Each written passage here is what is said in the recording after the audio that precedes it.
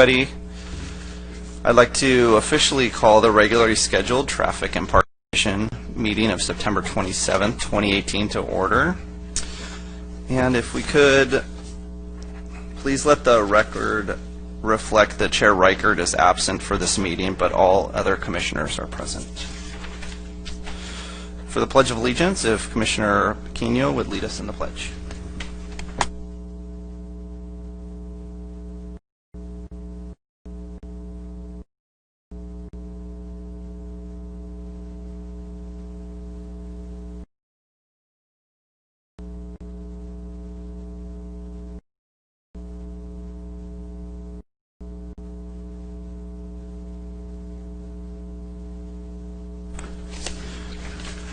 Okay, that leads us to public comments. So if anyone wishes to address the Traffic and Parking Commission about any item that is not listed on the agenda, the speaker request form should be filled out with the minute clerk prior to being heard by the Parking and Traffic Commission. Speakers are limited to 3 minutes each, and as you can see in front of you, there's a series of lights that will be flashing. The green obviously means go, like a traffic signal, but then you also have the yellow signal that will flash when you have 30 seconds left, and when red is, the time's up. Speakers will be limited to 3 minutes, and in conformance with the Brown Act, no action can occur on these items present during the public meetings. And then ask if there's any speakers. Do we have any speakers today? Yes, sir. All right, come on down.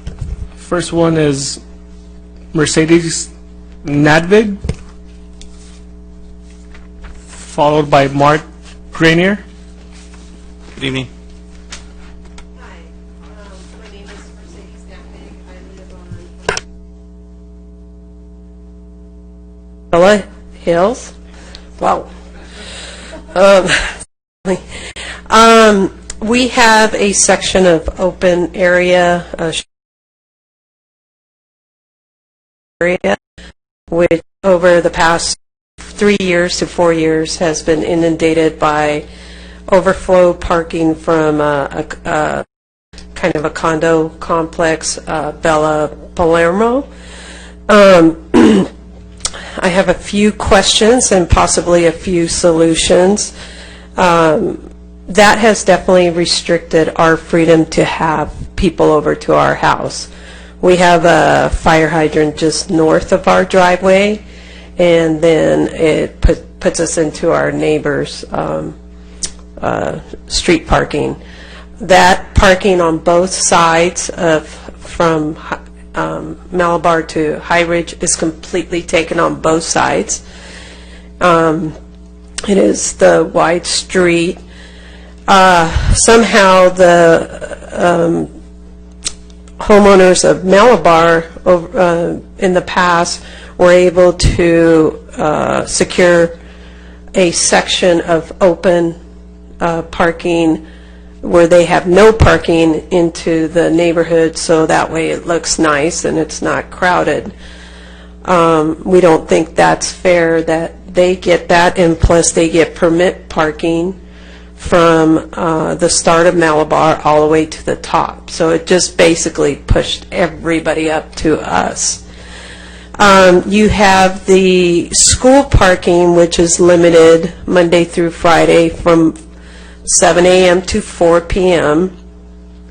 One solution for to stop pushing all the traffic up into our neighborhood, we did buy our home far from a condo complex for a reason. We did not want to deal with condo overflow parking. Yet our neighbors down the street that bought right next to a condo complex actually gets the benefit. So we paid a premium price, yet we got punished. The school parking, if it could be open from the hours of, let's say, 6 p.m. to 6 a.m. before school's in session, that would take that overflow parking from the condo complex, and it would be right there by their condo complex. They wouldn't have to go a quarter of a mile up into the neighborhood to park. It could be open for all weekend. It's actually insetted. It's like an inset parking, so it's safe of traffic. The other thing, I know I'm running out of time, on Fawn Ridge, and another thing for our parking, our area of open, we don't have, street parking street sweeping never happens. There's cars there all the time. So on Fawn Ridge, both sides of Fawn Ridge has Friday no parking, 7 a.m. to 5 p.m. on all-day Fridays. Okay, ma'am, your time is running up. If you could And they also get no parking 10 p.m. to 6 a.m. Not fair. Why can't we have that? Thank you.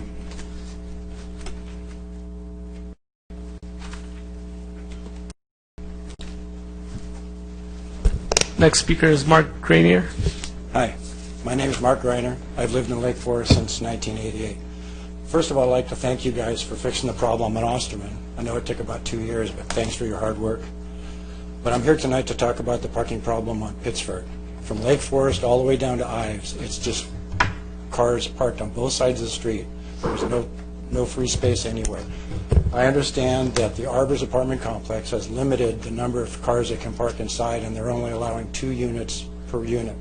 All the others are spilled over onto Pittsford. It's created a real nightmare. It's caused problems with, I've seen cars double parked as they load stuff from one car to another, just stopped in the traffic lane, and you either have to sit behind them or go around them.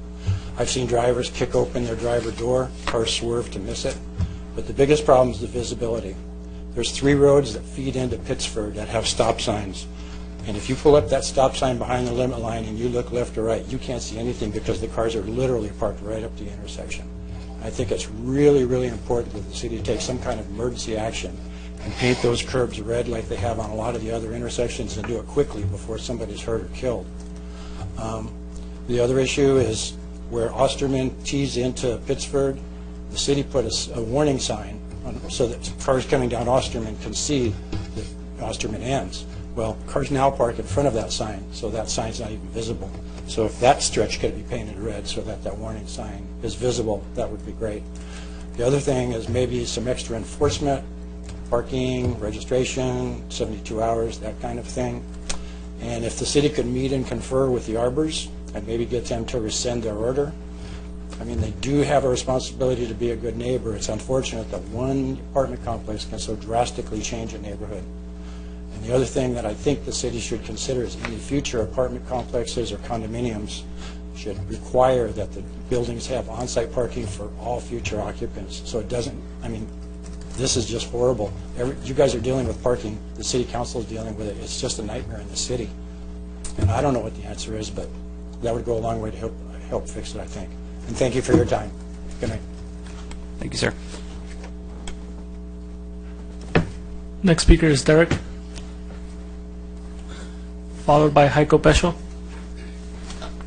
Hello, my name's Derek Natbig. I'm husband of Mercedes, so I second her motion that she made first. I had a different one, also in Portola Hills. So we have Saddleback Ranch Road that goes up and over to Live Oak Canyon, and we've talked to our association. I know they've talked to our people about some different things, but my concern is that it's a 2-lane road, which the city put in a nice median through there and made it nice, kind of slowed it down a little bit. I know some residents there, some fight over slow and fast. Sounds like the majority wants it to go fast to keep traffic moving. However, there is a school there. It is a community. I don't see any reason why. I mean, traffic in a community is not necessarily a bad thing. Like, you don't want to get traffic flowing through a residential neighborhood per se, and this Saddleback kind of just divides a neighborhood. So I guess I'd just like the city to maybe look into it. I'm sure it probably have, but look a little further. I'd be in favor of slowing things down to discourage Live Oak Canyon with waves and all these other things and the toll roads. Everybody's traffic's exponentially gotten worse in there. I ride bicycles a lot. I observe the traffic flows. I work at Kawasaki, and many of my coworkers, I leave work and go up to Portola Hills, and I follow them in their cars, and they cut up over Saddleback Ranch instead of going over Glen Ranch to, you know, the El Toro and so on. So again, it's in the for safety for kids. If I have kids living on both sides of Saddleback Ranch. It's really scary having them, when our kids were in elementary school, being anywhere near that street at those speed limits, regardless of the increased traffic. So that's my request. Thank you. Thanks, Derek. Heiko. It's amazing they can all pronounce it correctly. Heiko Peschel, 4 Perel Avenue, Foothill Ranch. Good evening to all of you, commissioners and staff. Mostly I like to deal with the council and with the planning commission, but since you're a new commission and I do have some comments, I'd like to address them to you. Okay, starting with traffic. The light duration and left turn lights without traffic. I go up Big Parkway to cross Portola and up into the Foothill Ranch area. And coming the other way, coming down Big Parkway, that left turn lane onto Portola stays green for those folks, at least 10 seconds after the last vehicle has gone through. That to me is not fair to the folks who are trying to get home. I can see 3 to 5 seconds after the last vehicle goes through before the light changes. 10 seconds is a little excessive. And this happens not only there, but in many other places. In reference to that, on turn lanes and also on traffic in general, bicycles and small motorcycles are not able to activate the sensors. This happens all along Portola. It happens on Bake. We were watching a little moped trying to make a left turn off of Portola up to the fire station, Station 54, and he just couldn't trip the light. Now, admittedly, he was not a car. He was maybe 500 pounds of moped, but that's not a fair thing. Okay, next turn. Changing left turn sequences. So in the morning, when everybody who lives in the city wants to head toward the freeway, they get their green turn lights at the end. In the evening, when everybody wants to come back, they get their green turn lights at the end because light favors the other opposite direction. Don't know if we're trying to encourage more folks to come in here or what we're trying to do, but it seems a little out of sorts. Okay, build out of the Nakasi nursery, and I'll leave it here for now. They are not contemplating on putting anything out toward Lake Forest. Personal opinion, that's a mistake. The nursery folks themselves use Lake Forest to get in and out. Thank you. Thank you, sir. Next speaker is Matthew Warren.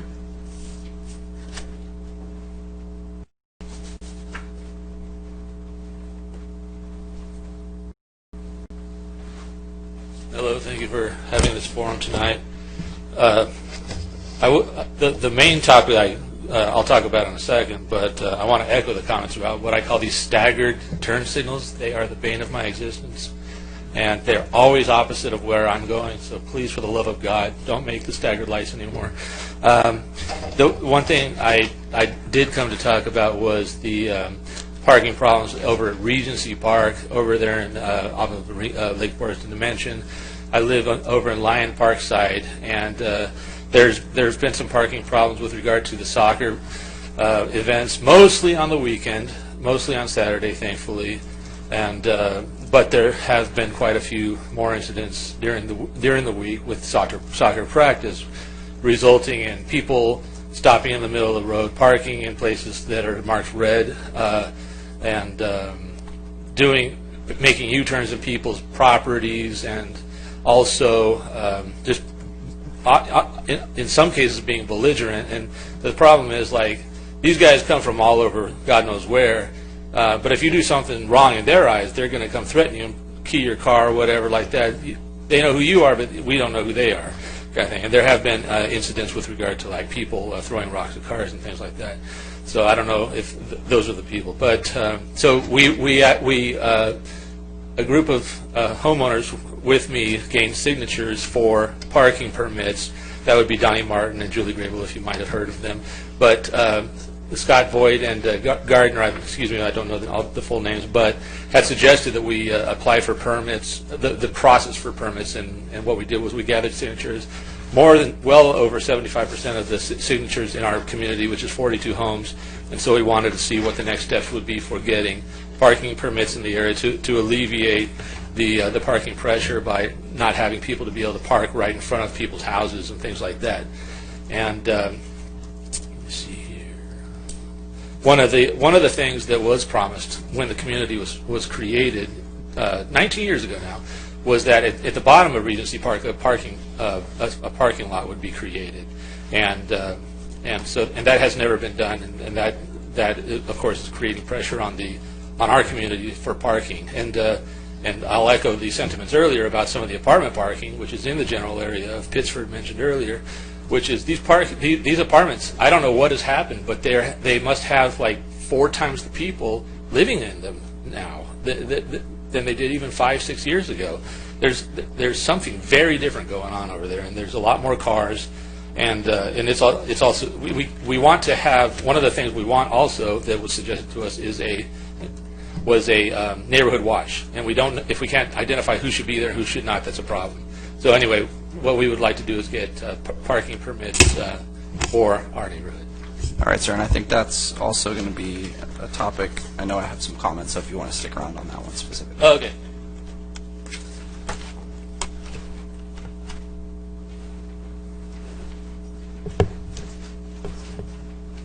There's no more speakers for public comment. No more speakers? No more speakers for public comment, sir. Okay, thank you. All right, that leads us to the consent calendar. Do any commissioners or anyone from the public wish to pull any of the consent items? I do have one that I'd like to comment on. No members of the public have pulled consent calendar. I'd like to discuss, it would be item number, just 2 briefly, the review of the schedule for agenda items.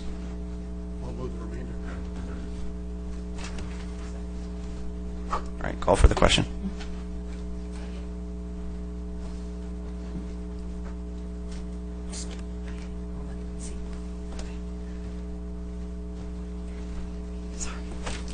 So this is where you would vote to approve the consent calendar minus the item that Vice Chair Bill Locke pulled. So go ahead and please register your votes. Yeah. There you go.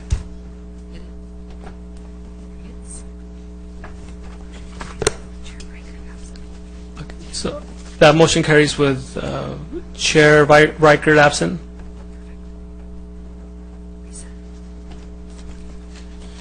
Okay, so on item number 2, I just had a brief comment for staff, seeing that we have some vacancies. I was wondering if we could throw in, or pencil in, if possible, I know priorities do change as we're scheduling March, but in the March 28th, if we can discuss the evacuation plans at the March 28th meeting, I'd like to see that happen. Yes, we can certainly add that and any other item to populate the calendar. I think it's a good idea. Staff really realistically needs to go through your items of interest now that you've kind of said, yeah, we think that's it, and we can start populating, but we can certainly put that as a placeholder there. That's it. Okay. Does anyone have to move the item? Oh, move the item? Yeah, I'll second. Okay, call the question.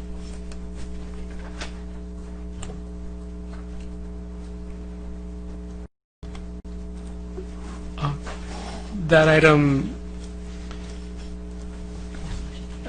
that motion carries, is approved with Chair Reichert absent. Okay, that brings us to agenda item number 5, review of the permit parking policy. Do we have any public comments for this item? Yes, sir. 2 speakers, Vincent Berg, followed by Heiko Pesho.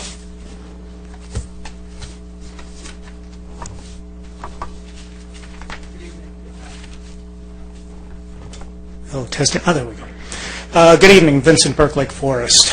Last gentleman who spoke wondered what's going on in the past 5 or 6 years with all the increase in cars. I've heard this many times before. What has happened? Yeah, it's too simple. Well, a couple different words. Driver's licenses for illegals. That's what's happening, folks. That's why we're seeing such an increase in cars out on the streets, in my neighborhood as well. Anaheim, on the good neighbor practices, All owners must demonstrate and self-certify that they are using all on-site parking for parking vehicles to be eligible to participate in the parking program. Demonstrate. That means use your damn garages. Okay? Sorry for the coarseness of the language, but I've spoken on this many times. Of the 5 commissioners, statistically, when my survey of my neighborhood, 1 of you can get 2 cars in your garage, 3 of you can get 1 car in your garage, 1 of you cannot get any car in your garage because of storage. I find the word unfair was bandied about earlier. I find it very unfair that permits can be issued to any residential area when they do not have to demonstrate and have monitored their garage use. Why do they get to have bump people from neighboring communities off their streets just so that they can use their garages for storage, for daycare, for preschool, for bicycle repair shops? And this is what I've seen in my neighborhood. Okay? Very unfair to have that occurring.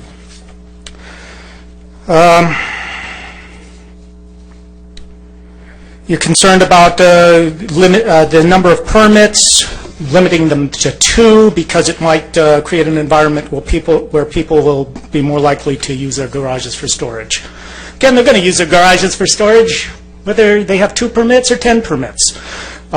There's an individual right across the street from me on Nina Court off of Cherry, and he routinely parks one of his 7 vehicles, at least one, over on Cherry, taking up valuable parking spaces from the residents of Viejo West condominiums. And this probably occurs among other residents on those streets as well.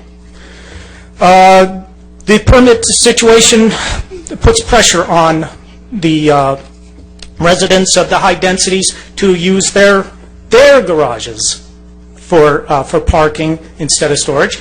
Well, it shouldn't be used for storage at all. But by not doing even passive enforcement with plain view doctrine, when patrols are passing through of the garages on single-family residential areas, you put the pressure on the condominiums and apartments and not on the homeowners who are enjoying the privilege of the permits. Thank you. Who's the next speaker? Try to get my voice back to normal. Heiko Peschel for Pearl Avenue, Foothill Ranch. I think permit parking should go line in line with street sweeping and parking near intersections.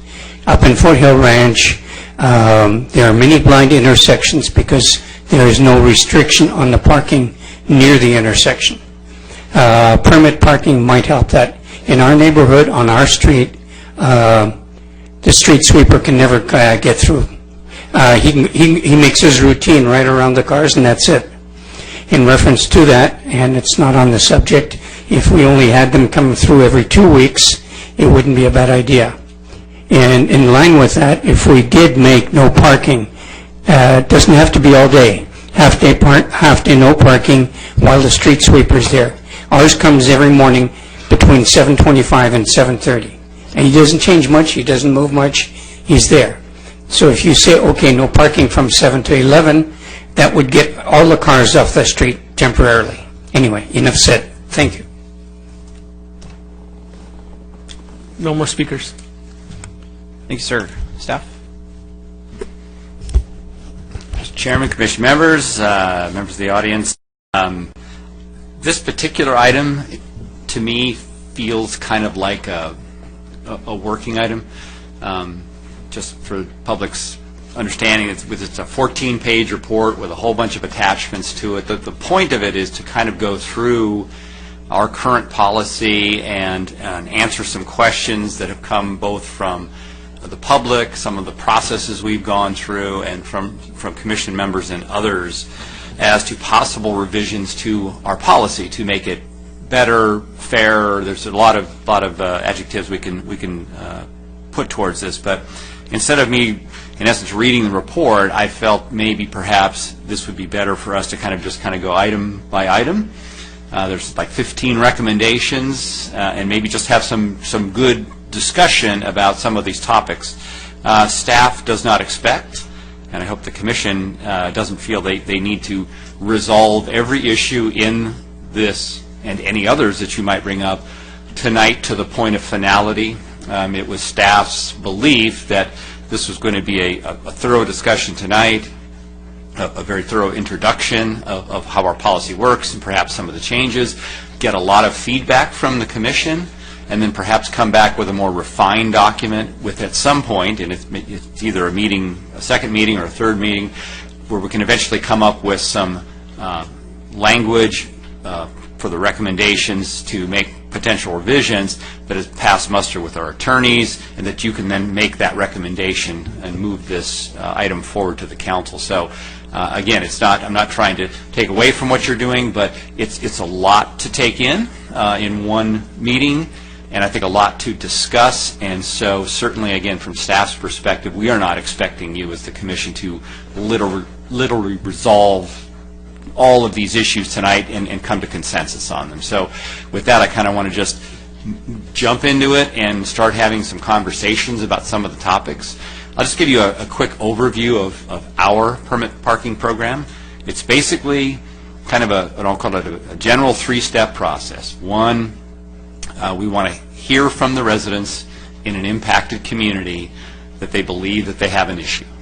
And that is demonstrated to the city in the form of a petition representing a majority of the residents, or a letter from an HOA which speaks on behalf of the community as a whole. So we have kind of a first step is a demonstrated desire for the city to look at it, and that's how we ask the residents to do that. The second is staff's turn. Then we go out and we make some assessments, and we use that assessment process and base it against some of the policies and that we have in the policy that we're going to, or in the report we have tonight. And third, if certain criteria is met, then the residents get a chance to vote on it. And if the vote, again, meets certain thresholds, then we will move forward with recommendations to the council to implement permit parking. So that's our basic process. And the reason I bring that up is if you've had a chance to look at some of the other policies in here, they're kind of all over the map. You've got ones that are very similar to the way we do it. You have some that are completely staff-driven. Literally, individual requests can come in, and staff basically does whatever staff needs to do and makes the decision and implements, almost without even the participation of the residents at any interim point. So there's some very interesting policies. The basis for our policy was created back when the policy was first created back in 2004. 2017, we made some revisions, but nothing substantial. The vote is anonymous now. It used to not be anonymous. I thought that was important. I think the council did too, and we adopted that. But my point is, our basic policy and our kind of how we get to where we get has been in place for 14 years. And it has been used a number of times. We have approved quite a few permit parking areas, and we have denied quite a few permit parking areas on this. And in staff's opinion, and I only go back 3.5 years, but we think it's a good framework. There are some questions I think that need to be answered. I think things need to be looked at, but overall, from a staff's perspective, we think it's a pretty good policy. So I want you to understand how staff kind of sees where we're at in this process. So with that, and maybe just for the audience's information, I'll just give you some of the general flavor of kind of some of the things we're asking the Commission to look at tonight. For instance, should our 75% impact threshold be modified in some way? Is our impact requirement that it impacts at least 30 homes or 1,000 feet of frontage, is that reasonable, or should that be changed? Should other types of parking impacts be considered for inclusion in the policy? The gentleman here was discussing the impact from a park. So from parks or schools or commercial businesses, policy is currently silent on those types of things. Should our policy include a process to remove permit parking? Most policies that we have here have a process to reverse it. If a community decides they don't want it anymore, perhaps a land use like a multifamily gets knocked down and redone in some other format, and now the concern doesn't exist anymore, and now you can go back to having what I'll call normalized parking on your street. So these are just kind of some of the questions that staff thought were worth raising and that we're covering here in the report. So with that, finally, we can start with question 1, which in this case, should the 75% impact threshold be modified? Currently, it requires, after we go out and as part of our survey in response to a concern expressed by a neighborhood, one of the first criteria that has to be met is basically 3 out of every 4 parking spaces on the street has to be occupied by others, from others outside the neighborhood. Again, that's a threshold that was established as part of the original policy. We have had a few neighborhoods, actually quite recently, that come very close to that number, 71%, 72%, and because of the way the policy is structured, unfortunately, we were not able to move forward with them. That's a pretty big impact. One of the things that we had talked about internally at staff and with the prior group that was responsible for looking at traffic issues, our Planning and Traffic Commission, for a short period of time, was perhaps creating some flexibility or creating a range of that threshold.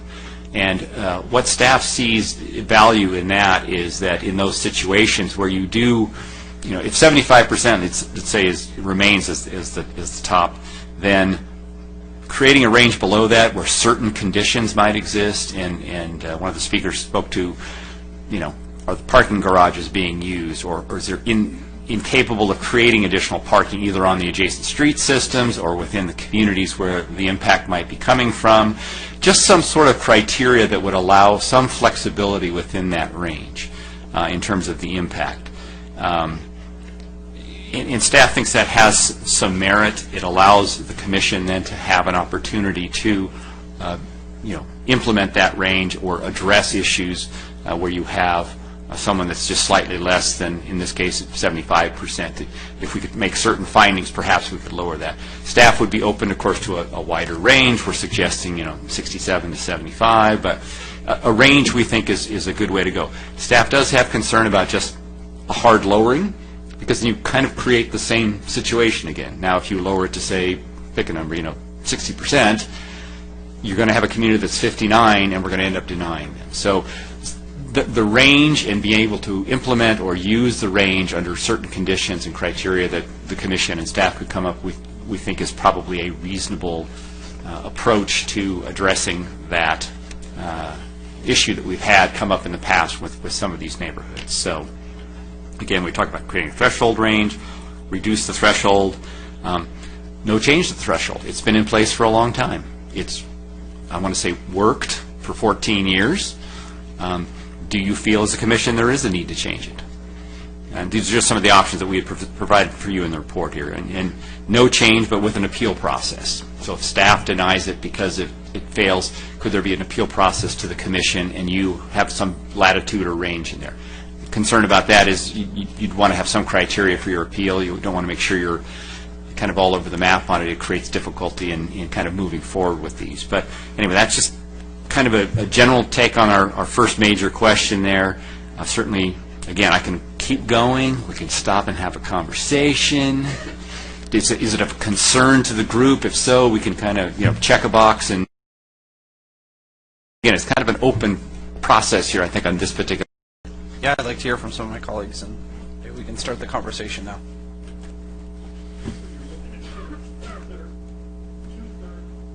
Two-thirds or three-fourths, that's basically the range you're looking at. It's what staff is kind of putting out there as something we think should be considered, yes. Okay. I have one comment on the no change to the threshold. Under that paragraph, there's a part in the policy that's called out that says reevaluate again within 24 months. That throwing it out there as an idea maybe to look at if you're within, pick a percentage, 5-10%, that we lower that down to 12 months because, to wait another 2 years to reevaluate a problem that if you're that close to it, Right.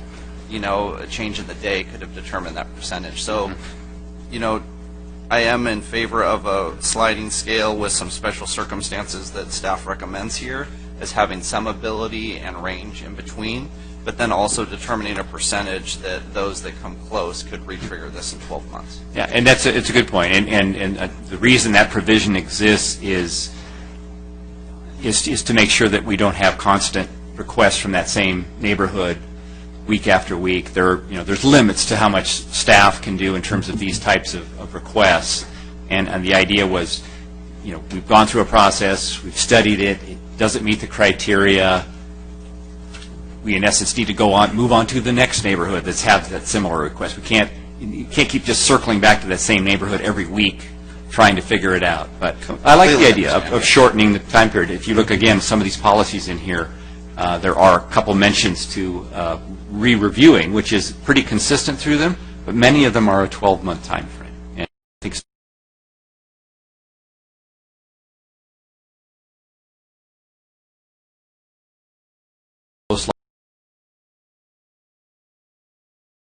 used more frequently than the 2-year.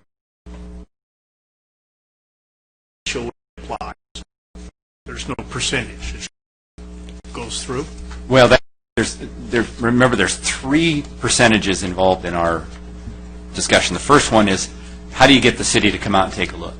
It's either a petition with the majority of the residents that are impacted signing it, or the HOA sends a letter, in our opinion as the city, they represent the community's interests as a whole. So therefore, we consider that a 100% petition.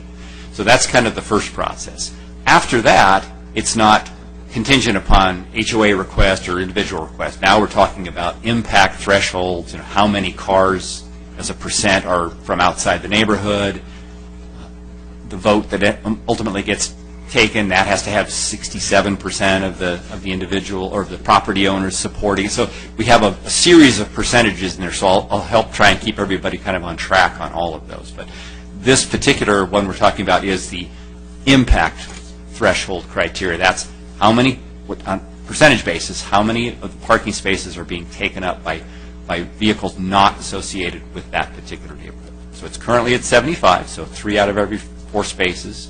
We're talking about perhaps creating a range, a lower range, and even if a neighborhood falls below the lower end of whatever the range is established, to our Vice Chairman's suggestion, if it's fairly close to the bottom of that, maybe we should shorten the review period for another follow-up review from what is now 2 years to a year.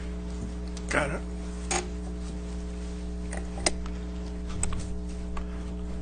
Yeah, thank you.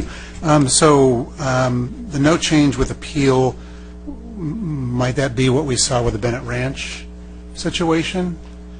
Is that I think that's as close an example as we would have, yes. Okay, so let me throw out maybe an alternative that staff could work on refining using the planning parlance of a variance. So it's no change, but we would allow for variances under certain conditions. So just like if somebody says, I want to have a variance on a permit for my house, I want to make a change and I want to move into the setback or something like that, I need to demonstrate to the satisfaction of the Planning Commission or somebody that my conditions are unique and special and deserving of that consideration. And it wouldn't be broadly applied everywhere. There's something special going on here, a special short street or something like that. And maybe as an interim, we could think about trying that if the staff can come up with what might be some special conditions that would warrant consideration of a variance from the standard practice. So as opposed to perhaps setting a range, you'd simply keep that, but create some criteria that would allow you to consider. These are things that I'm not saying it would be all-inclusive, but it would give an idea as to the kind of things that would be considered that are special conditions, and under those special conditions, it's appropriate to reevaluate. The concern about the appeal process, as I saw it, was it creates a very uncertain world for people. How many people were told no, and then another group shows up and they were told yes. So it creates sort of a potential of an inequity, which is not going to be well received, I think. So I'm offering this variance notion as an interim step. Maybe you get to appeal later on, but to try and avoid that flat-out appeal, just provide some space for staff to think about some of the special conditions that might apply. Well, certainly, when we were talking about the range, I think in that very world, too, it's like a variance would create the opportunity for staff or the commission to recommend a lower threshold within that range because of the... Yeah, I guess I'm in favor of the no change, but providing for a variance that might apply under certain circumstances that would be deemed potentially unique by staff and therefore deserving of special consideration. Again, I'm taking sort of a planning term and applying it here, but there seems to be some potential value in exploring that.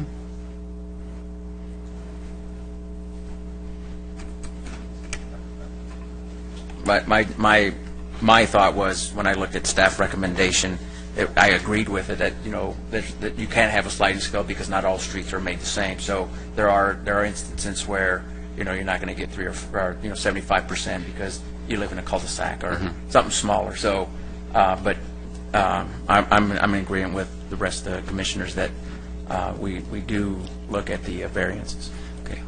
I mean, I'm getting a sense of a consensus that perhaps the 75 make or break is not what we want. We want something that creates, whether it's a range with variances or it's simply holding it and having a condition range, which would then be part of a discussion, is kind of where you would like to go on that? Me personally, I'd like to see what these certain circumstances could possibly be. I know, you know, Commissioner Teddemer talks about the planning side, and that's great. I didn't even think of that. But I'm wondering what maybe staff thinks is the other ones that could possibly fall in that range, to see having those circumstances be able to address those neighborhoods that come so close, those 71%. And I think once we figure a range, I'd like to make a recommendation for what percentage for that 12-month mark trigger to be pulled to reevaluate. You know, whether we stay at 25 or whether we have a range, might be less than. Okay. Well, we can certainly come back with some more succinct ideas based on our experience as to what would either be a range idea or a variance mode, some of those things. And we're not, you know, and it is not intent to create hurdles that can never be, you know, gotten over. We're really talking about real world things out there, some of the things that we've seen. So I think we have direction on that item, and we can come back with some refinement, get rid of a couple of the options and kind of narrow it down on that. So Let's go to the next one, sir. okay. Okay. Visual, this is a very important topic. That's why it's kind of up front. I try to move what I consider to be the ones that we've had the most concerns with from the community up to the top.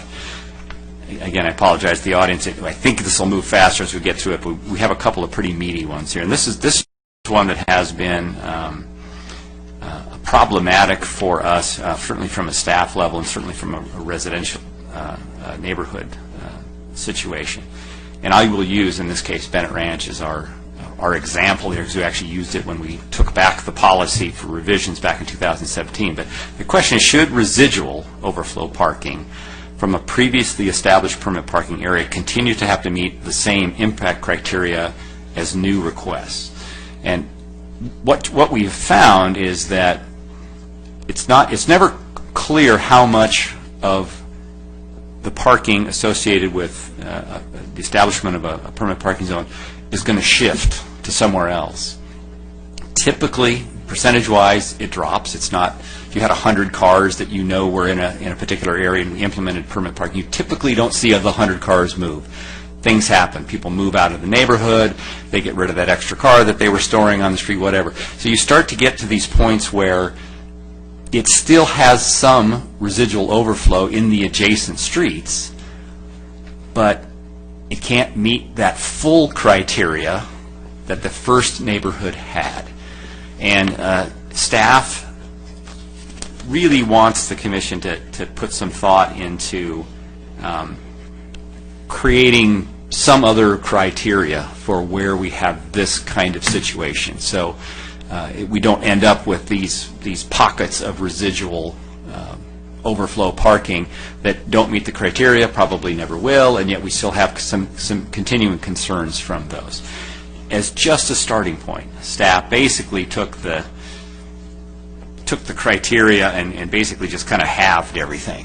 And yeah, so when you're down to 500 feet of frontage, you're talking about basically about 5 homes on a double-sided street.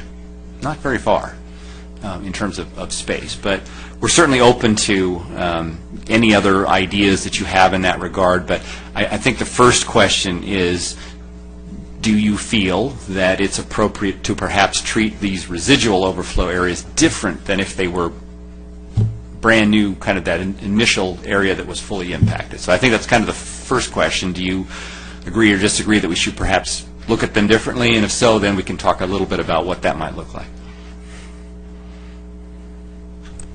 Thoughts? Yeah, I'll jump in. I actually like the idea that staff came up with because it makes sense. We have an area that obviously has some heightened awareness and parking problems have already been demonstrated. We've put something in place, but there's still some people that are still prepared to be ambitious enough to walk further. It's still, so we haven't quite solved it yet, but we've moved the problem to a new area. Right. So I like this at least as an initial point, because I think there's some merit that there's an awareness and sensitivity to what's going on there. So I think staff's on the right track with something like that. I completely agree. I mean, we had a couple of speakers tonight speak on, parking permits in one area and how it's impacting them, and they chose to move further away. Mm-hmm. I mean, their comments in Bennett Ranch as well with similar issues. So I think that it needs to be a lesser standard because they're going to still, you plug one hole, it's going to come out somewhere else. Who determines whether it's close? I'm sorry? Who determines whether that neighborhood is close enough or that impact on that street? Is it 2 streets over? Is it 3 streets over? Is there? I mean, generally speaking, it's the next street over in terms of these residual overflow situations. We don't typically have people leapfrogging streets to get there. So, and it's human nature, right? We're going to park as close as we can, the shortest distance, and that's where you typically see this overflow. Bennett Ranch is a very good example. Our studies for that area, we had implemented permit parking on, help me Doug, 6 or 7 streets? 6 streets. 6 streets in the adjacent Bennett Ranch, and prior to that there had been permit parking in another adjacent area. So you had kind of 2 areas in a row, and what you had then was a relatively small number of vehicles overflowing into the next 2 adjacent streets. And despite, a lot of studies, we did a lot of surveys, it just, honestly, it never even came close to this threshold, the original threshold. And so we were left with kind of that unsettled feeling by part of the community that, I didn't have a problem until that happened, and now I've got the problem and you're telling me you can't do anything for me. And so I think that's kind of where the genesis of this idea came from. Is there something that we can look at? And we're only talking about the residual. We're not talking about an initial area or anything else. It's clearly traffic or parking that's been just moved just outside of that. And again, it usually starts to diminish. Again, 100 cars turns into, 60 cars turns into 20 cars. And it's that little tail end is where we don't have a tool that we can apply here currently that perhaps can help that particular issue at the end. And so that's kind of where this came from. Okay. So from the original 75% is 1,000 feet required, so you divided that in half, right, is where we came to 500 feet? Well, it depends. That's correct. I was kind of throwing that out there in terms of, and trying to think of, honestly, the Bennett Ranch neighborhood. I'm going, well, is there about 5 homes deep impacted? Yeah. Or this many. In my mind, I'm going, yeah, that's probably about right. But it doesn't mean, again, that's just a starting point in terms of, again, it's kind of like, does the commission think this is a good idea? So sounds like so probably then 50% would have to be impacted for it to trigger a vote for this situation right now. Let me try to re-explain that. Sure. So, no, I think I understand what you're saying. Okay. The impact threshold would be the same. It's just the amount of impact would change. So when you go out and do your survey, before you do a vote, it would need to be 50, in this situation, this example that we have before us, it would need to be 50%. What would happen is that the length of the impacted area would be half of the usual. Okay. The amount of the impact would still be the same. Or did I misread my own recommendation? The staff recommends also lowering the parking impact 50%, which is generally... Let's see if I'd have reread my report before I presented it to you. Yes, you are correct. I am sorry. I apologize. We are, yeah. The idea was let's recognize that everything perhaps needs to be a little bit less. I apologize. So all You the are other correct. steps would still be in place. They would have to get a petition, they'd have to start the process, you guys go out and do your survey, it reaches that 50% threshold, then it triggers the vote of the community. 50% threshold and whatever this total Length. or is out there. So, again, I apologize. I apologize. That's absolutely that is where, yes, that is the recommendation. Something to that effect. Again, lowering the impact threshold, lowering or shortening the distance in which the impact occurs, and then the rest of the process, at least currently, there are some other recommended changes, but currently would still be the same. You still have, a petition, yes, staff reviews it, meets minimum criteria, then we do a vote. That same process is still in place, but in this case, it's just lesser for these residuals. Okay. And then, because I did read through most of these parking policies that are lengthy. Yes, they are. And so all over the where do we sit as far as, do we see other cities doing this as well? I did not see anything, and Doug, by the way, works in Tustin as well as here. He has a lot of experience with permit parking in other areas. I did not see any other policies address what we'll call residual parking in here, but it's been an issue in our community, and I thought it was appropriate to bring it up. I'll certainly let Doug answer if he's got any thoughts on it. Well, no, I agree with Dave. From my experience, it's been the same thing. I have not seen anyone address residual parking yet. It is an impact in Tustin. It works the same as it does here. It just street by street by street till finally it gives out. I definitely like the idea. I don't know where we all feel where the numbers should lie, but I think it's important to have that because I don't like pushing a problem to somebody else down the line and then pushing it to somebody else. So would like to see some mechanism there that makes sense. So, what do you guys think about just throwing it out there right now? He divided the length in half just as an example, but the percentage stayed more than half from 75. Should we drop that even lower to trigger letting the community vote for those residually impacted? So right now we're suggesting cutting the impacted length in half and dropping the impact threshold from 3 out of every 4 spaces occupied to 2. So you're asking whether you want to lower that 50 even more? I'm just trying to understand. That's kind of what I said, but as you described it in a different way, that it would have to be 2 from outside. You know, that's still significant, but going less than 2 might be a little bit much. I'm good with the 50%. I agree. I agree with staff's recommendation. I mean, I know staff put a lot of work into this, and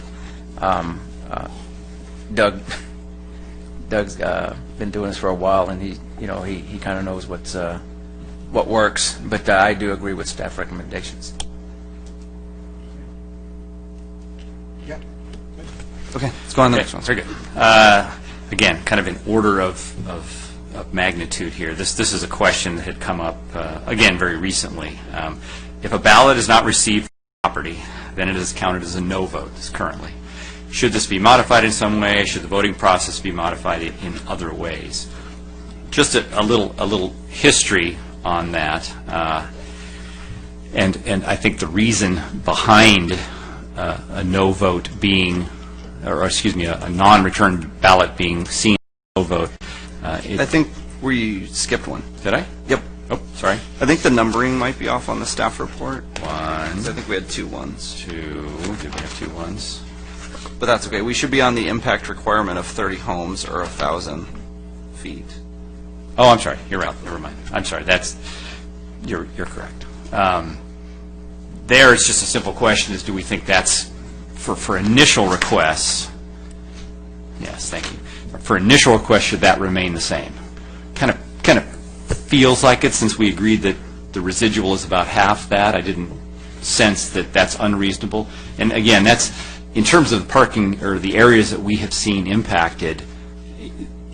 Initial requests, it's almost you hit that number every time. I don't think we've ever had a neighborhood come in that didn't meet one of those 2 criteria. Again, 30 homes sounds like a lot. But if you just do 1,000 lineal feet, and that's, again, counting both sides of the street, the actual number of homes that can be impacted by that, assuming a 50-foot lot, would be about 20 homes. So you're really talking about something that's on a double-sided street, 20 homes, or 1,000 feet, or 30 homes. It's either 30 homes or 20 homes, depending on how you do it. The question here, and I'm sorry, I'm getting off track here. The reason we asked this one is because we recently had one in the Sky Stella neighborhood where we had a little tiny cul-de-sac. Didn't meet the criteria on its own, needed the adjacent cul-de-sac to do it, and yet when the impact criteria came, met it on one and didn't meet it on the other, and as a result, because it was a combined neighborhood, nobody got it. And so the real question is, are those kinds of things something that we should look at as standalone questions or standalone requests, because they're so small and they're so unique? My opinion to staff, we felt bad for the people on the one street because the other street didn't quite meet the criteria and caused them not to move forward in the process. Ultimately, of course, it did through another mechanism, but that was an example where you had this unique street condition out there such that a neighborhood where they had a significant impact on their cul-de-sac, but it just didn't meet this 30 homes and 1,000 feet on their own, where they didn't get to move forward because an adjacent neighborhood simply didn't meet that same criteria. So again, in terms of what we'd like to do here, again, adding small cul-de-sacs or other similar isolated complete street conditions, that we provide a process for looking at them separately. Go, Commissioner. Thank you. Variance. This goes right into the variance concept again. So I think when communicating to the public, saying this is the initial criteria, but we do consider variances, and here's some examples I think just of. push that right into the variance conversation. Okay. That's my suggestion. I think with this situation, it's unique, as probably we'll see a lot come up. But I went out to 2nd Street. Miss Wieland came to our last commission meeting. I went down there during the time period. Obviously, it's that exact possibility of variance because it's two small streets. However, one of them doesn't vote for it when the other one did. I would just foresee the possibility of that. If it was to go into parking permit for the one that did vote it, the next one's going to need it because it's just going to push that down. Of course. This is a unique one where it's across from a wildland biking, hiking trail, I guess you could call it, that separates it between some of the apartments that pushes it over. So I think this, in short, is exactly what we would like to see as an exception. Exception or variance process. Okay. Anything further? Okay. I'm sorry. Okay. Next one. Now, the next one, which I started push before that. This is the question of whether a non-returned ballot for a property should be a no vote. And I'll just read for everyone's information, kind of I think the key paragraph in here is that the counting of a non-response as a no vote is a conservative approach, and in staff's opinion reasonable, since the bar for permanently prohibiting the use of a public street for most of the general public should only be undertaken when there is a demonstrated or active and affirmative supermajority consensus from the residents. Staff has also experienced situations where property owners are under intense pressure to vote yes, but want a way to express their opposition without actually actively indicating so in a ballot by voting no. So the ability to simply not vote allows them to express the same sentiment. The use of a supermajority ensures that the permit or the process exceeds all reasonable justifications to consider implementing permit parking and shields the process from challenges in situations where one or two new residents might change their minds and then change the equation, which can lead to steps to try and reverse the permit parking process. So in here is kind of a couple of questions for the commission. One, do you still think it's reasonable to count non-return ballots as no votes, and whether or not the supermajority makes sense when we're looking at the percentage necessary to approve and implement permit parking? So I'll just kind of throw that out to you. The other point I do want to make is that we get dramatic voter turnout in these situations. it is not uncommon to get 100% return of ballots. 90+% is about the bottom of the range. The Bennett Ranch one we just had recently ranged anywhere from individual streets from 100 down to about 80 or something like that. So pretty much double what we get in terms of voters in a normal election here in the United States. So the turnout has never been an issue, and there are some concerns too about if you decided to not only count the ballots that come in. Now you don't want to we'll use the extreme example, right? If you have a street with 10 homes on it and only 3 people vote and 2 vote yes and 1 vote no, is that really what you want to have? A situation where 2 voters are dictating to the 10, and perhaps set yourself up in a situation where the 5 were out, they just didn't get their mail that week or whatever, and all of a sudden they come back to the city and go, hey, we want a new vote because there's 5 of us now who want to reverse this whole process. So I think there is logic and reason. My previous history, I had a 20-plus year run in another South County city, and we used the same process, the supermajority requirement, ballots not returned are counted as no votes, that we wanted that affirmative action on the part of the vast majority of the residents out there for the reasons that we just stated. Commissioner Moore, go ahead. Yeah, I think you make a case for what you're recommending. The reality is, when someone does not vote, we really don't know if they want it or not, or if they want to yield to the majority, whichever way it goes. So we're kind of, speculating. Might it not be an alternate to just say we're only going to count those who respond in terms of calculating our percentages? And that's, that is, we'll call that the classic vote, right? If you don't show up and vote, you're left out of the equation, and we only count the ballots that show up. And part of staff's concern is, again, we're taking the public's right away to use a public street, and I think from a legal perspective, you want to have some shield that you could point out that the vast majority of the people on the street wanted it for these reasons. If you find yourself only counting the ballots that get returned, I think you get away from that potential kind of legal coverage, as well as, again, an extreme example where you have, again, only a people on a street return it, and then you have this super minority making the decision for the majority of the people on that street. So, again, if we had an issue or a history of poor turnout and basically the votes failing to achieve that supermajority because 70% of the people didn't even bother turning in a ballot, in other words, that was actually the determining factor, I think we should probably look at changing it. But because we have such high turnout anyway, the no vote assigned to a non-return ballot has really played next to no consequence in any of the votes that we've conducted here or in my previous life, because it's so inconsequential in terms of the total number. So I have a couple comments. It goes back to this handout that was sent in by email by Ms. Wieland on the comment on their specific Sky and Stella Court, I believe it is, that there was 27 houses between both of those unique cul-de-sacs. 2 of the houses mailed their ballot back, claimed to have mailed their ballot back, but was never counted by, and that possibly lost in the mail. And then those 3 ballots, when you have such a small number and is presumably count as no, I'd just like to hear from staff what the steps are that we do.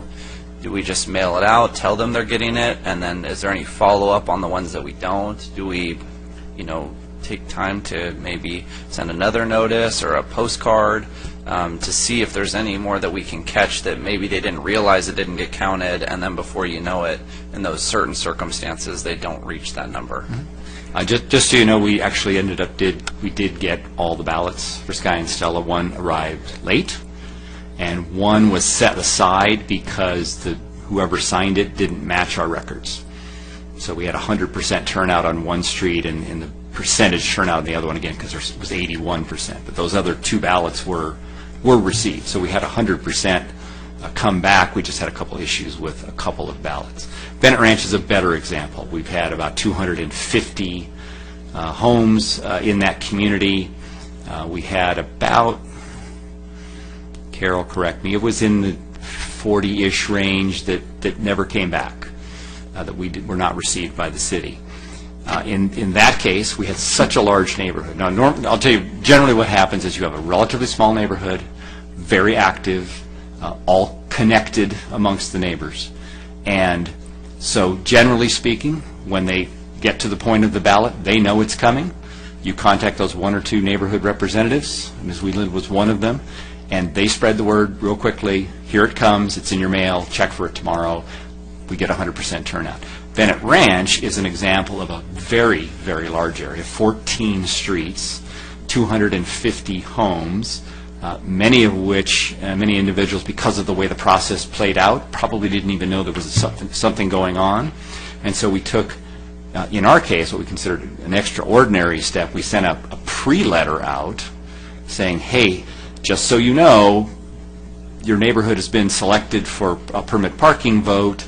Pay attention to your mailbox. We're going to get them out to you by this date, so keep an eye out for them. So that's an added step at the front end.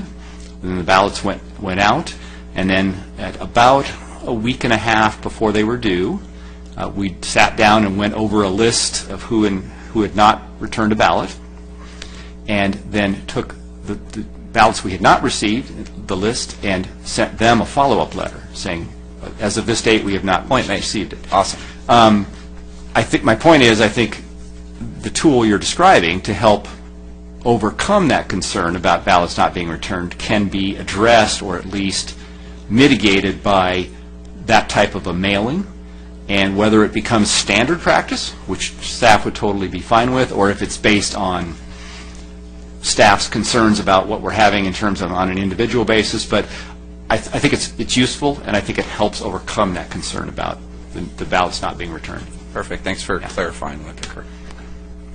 I'm comfortable leaving it at counting as a no vote currently. I think the conservative approach is good in this situation, especially knowing that there's those points to make sure that the vote is possibly done. Right. And if the commission would like to perhaps to just say as a recommendation, you think under all circumstances the city should send out a reminder for those that we have not received ballots for as a standard practice, I think that would help kind of dovetail in with this. I'd like to see that.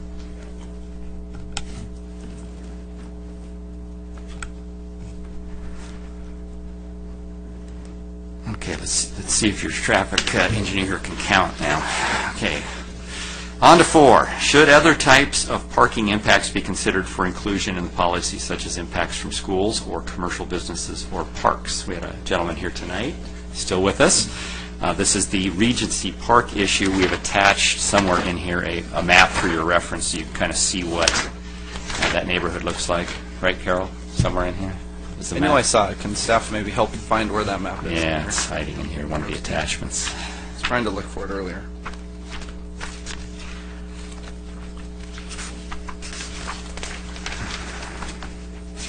Just wanted I think I found it. Attachment 4. It's on the back. Thank you.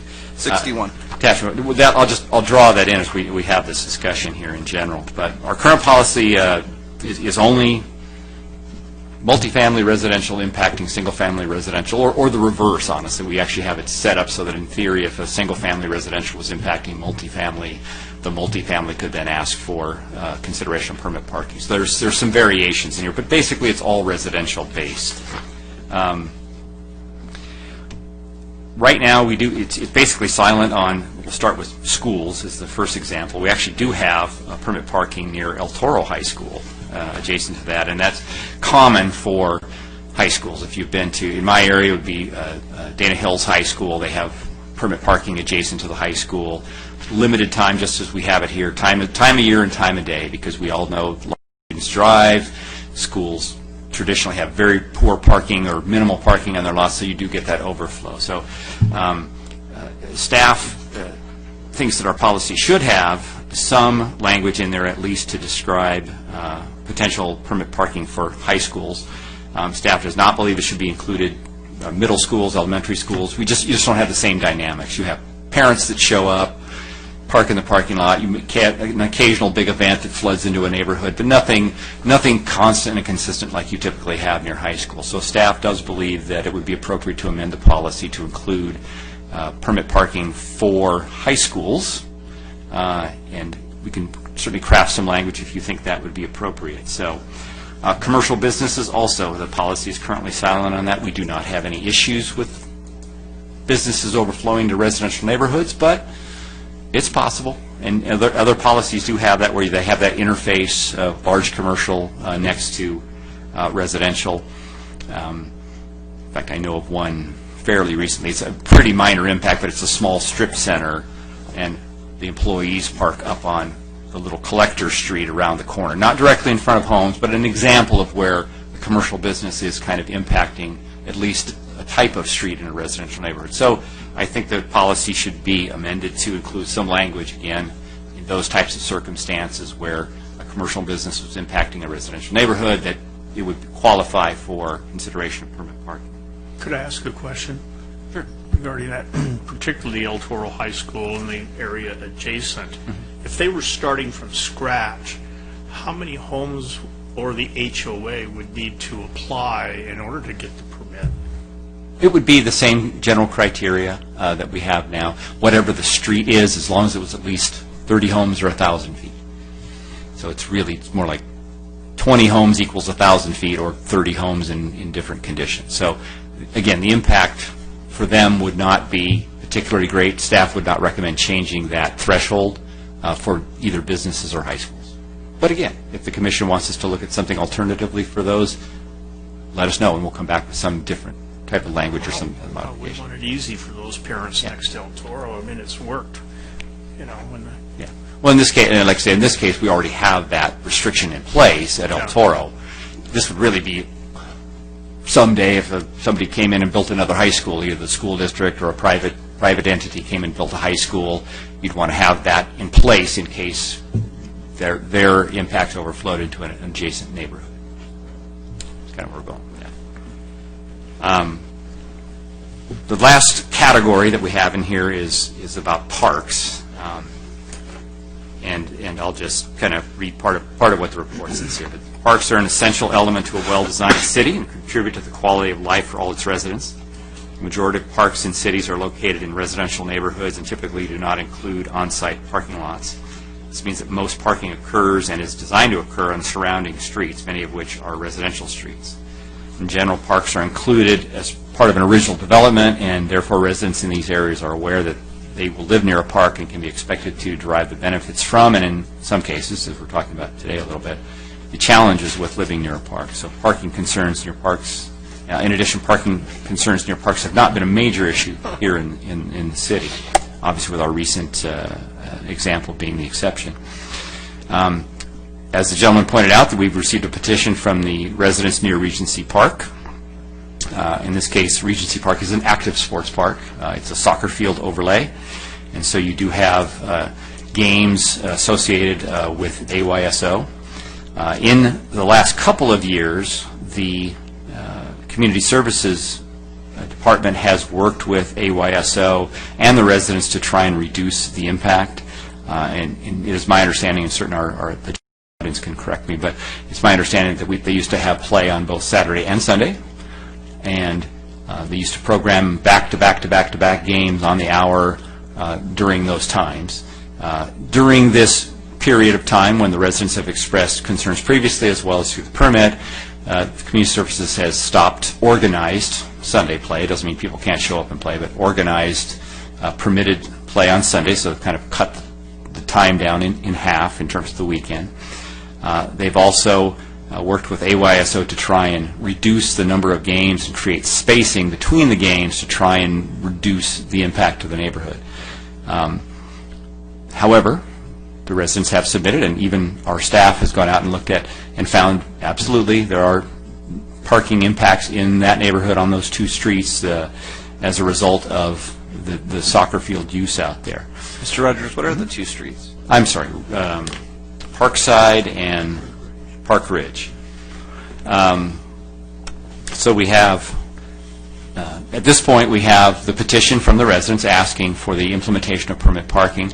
Again, the policy doesn't speak to that, about parking associated with a park overflowing into a residential neighborhood. In this case, we're continuing to work with the residents of this specific park, and as of, hang on, literally got an email here dated a couple of days ago. Yeah, literally Wednesday, yesterday. The Community Services Department has worked again with AY to try and further reduce the impacts to the neighborhood. I think the AYSO folks understand and appreciate what's happening in that neighborhood, and they want to be good partners in this, but at the same time, the demand is there for them to use that field at least for some games. But again, they've actually, as of Wednesday, for the balance of the season, which takes us through the end of October, they're actually gotten their schedules down to basically one game a day out there, with the exception being on the 20th of October, where they'll have two games. So I think the user groups as well as community services has tried to work as much as they can with the community, recognizing that there has been impacts associated with it. So where we're at currently is no more Sunday games. Originally cut the games in half, and now they've got it down to basically one game a day on Saturdays only for the rest of the season, and the idea would be to try and continue that in any future seasons out there. So that's kind of just to give you an idea of where we're at in this specific case. So I have a couple comments on that. Sure. And then I'll open up to the commissioners. But so I do understand that individuals have moved and choose to purchase a house next to a park with that capability. With the new sports park, have we seen more AYSO games go to the sports park, or has more games been scheduled since? My point being is that it's really right over that ridge. Correct. The sports field is being maximized in terms of its use. The demand is simply... So did we increase the amount of games? I mean, you might not be able to answer this question, but did we have more community services events occur at the sports park? We definitely do, Commissioners. There's an insatiable demand for fields. And so when we built the sports park, I think before the sports park, the city had 3 user groups that they primarily worked with. I think we're up to the 15 or 20 user groups now.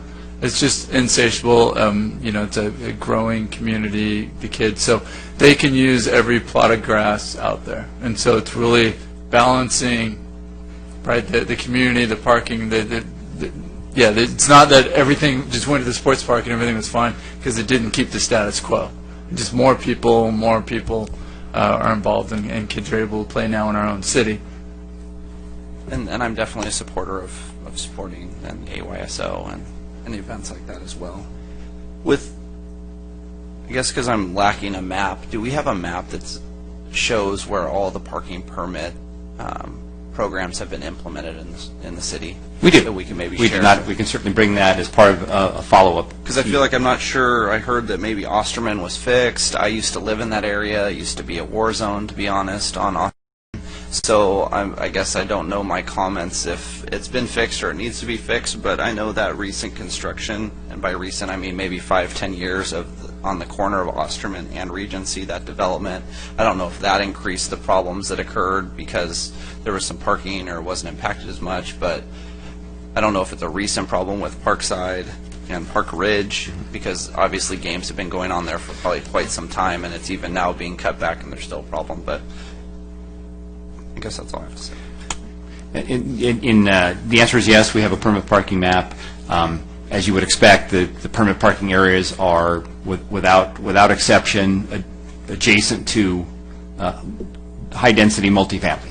That's kind of where the issues have come up, and that's where the parking permit programs have been implemented. So that's what you would see when we produce a map. It's multifamily, permit parking area, multifamily, permit parking area. So that's those two seem to go hand in hand for the most part in these types of programs.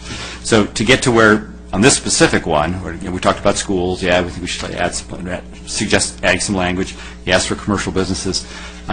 Staff's recommendation in terms of parks is to actually not include them as areas where we would and should consider justifying permit parking because of the fact that parks are adjacent to neighborhoods. That is kind of part of how things are built.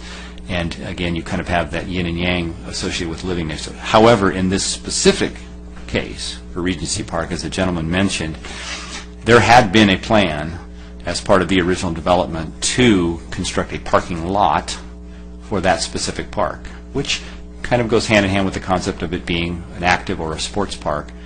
Typically, those parks have some sort of parking facility on site. Now, we have one exception off of Rancho Canada. There's a park there where it is an active sports park in an older neighborhood, never had planned and never has a parking lot. So we have ongoing concerns from that neighborhood on and off. They're okay with it, but they don't want us to increase usage of the field either to create that situation. But in this case, I think we have a unique situation and perhaps a unique opportunity for the commission to recognize that what was originally planned out there was a parking lot for this park, and for various reasons, and we've got some documentation, was never actually constructed as part of this park. So in this case, you as a commission are going to be looking at potential projects for our next 2-year capital improvement program right after the first of the year. And so what staff's recommendation for this specific case is for you to add that project to your list of projects to review for perhaps recommendation to the city council to fund it. And in the meantime, have the city continue to work with the sports groups as we have, as we just mentioned, to keep continuing to minimize the impact to the neighborhood to the point, like I said, right now we're literally down to one game on one day of the weekend, and to try and maintain and retain that, to try and reduce the impact and assist the residents. Could I ask a question here? Going back to the high school example, could not the association be responsible for appealing to, on behalf of their members, for permit parking and designate the link, and then there's no vote, there's no need for that, it's going through them? You're talking about in this case of Regency Park? No, I'm sorry. I'm talking about the area associated with El Toro High School and that tract across the way. If they were starting from scratch. Right. If a brand new high school got plopped in there is what you're saying, right? What? If you're saying a brand new high school got dropped in there? Yeah, or a new tract, whatever. Mm-hmm. And they wanted to have permit parking, and they had an HOA, and the HOA board said, yeah, let's have permit parking along those streets. We talked to our members and so forth. They're really for it. It's needed. Could not the HOA, on behalf of those residents, apply for the permit and get it? The answer is yes. The HOA can ask or initiate the process without having to get a petition, and that's already part of our policy.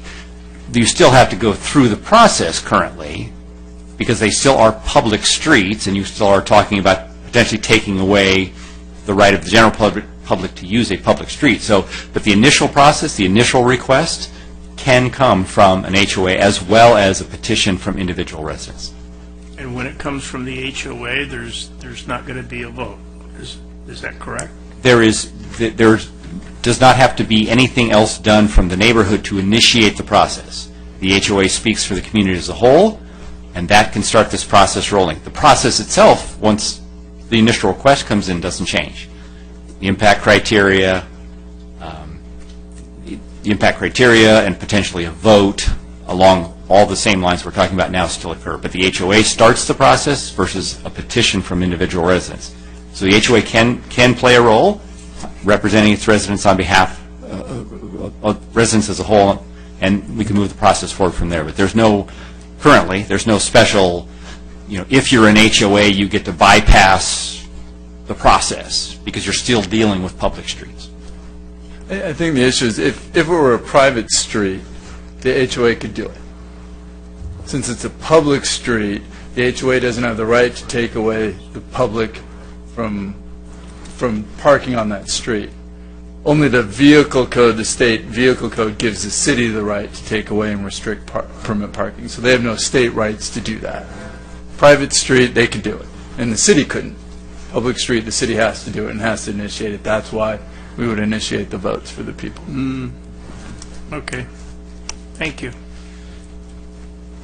Go ahead, sir. Yeah, thanks. So I'm in favor of pushing the parking lot forward.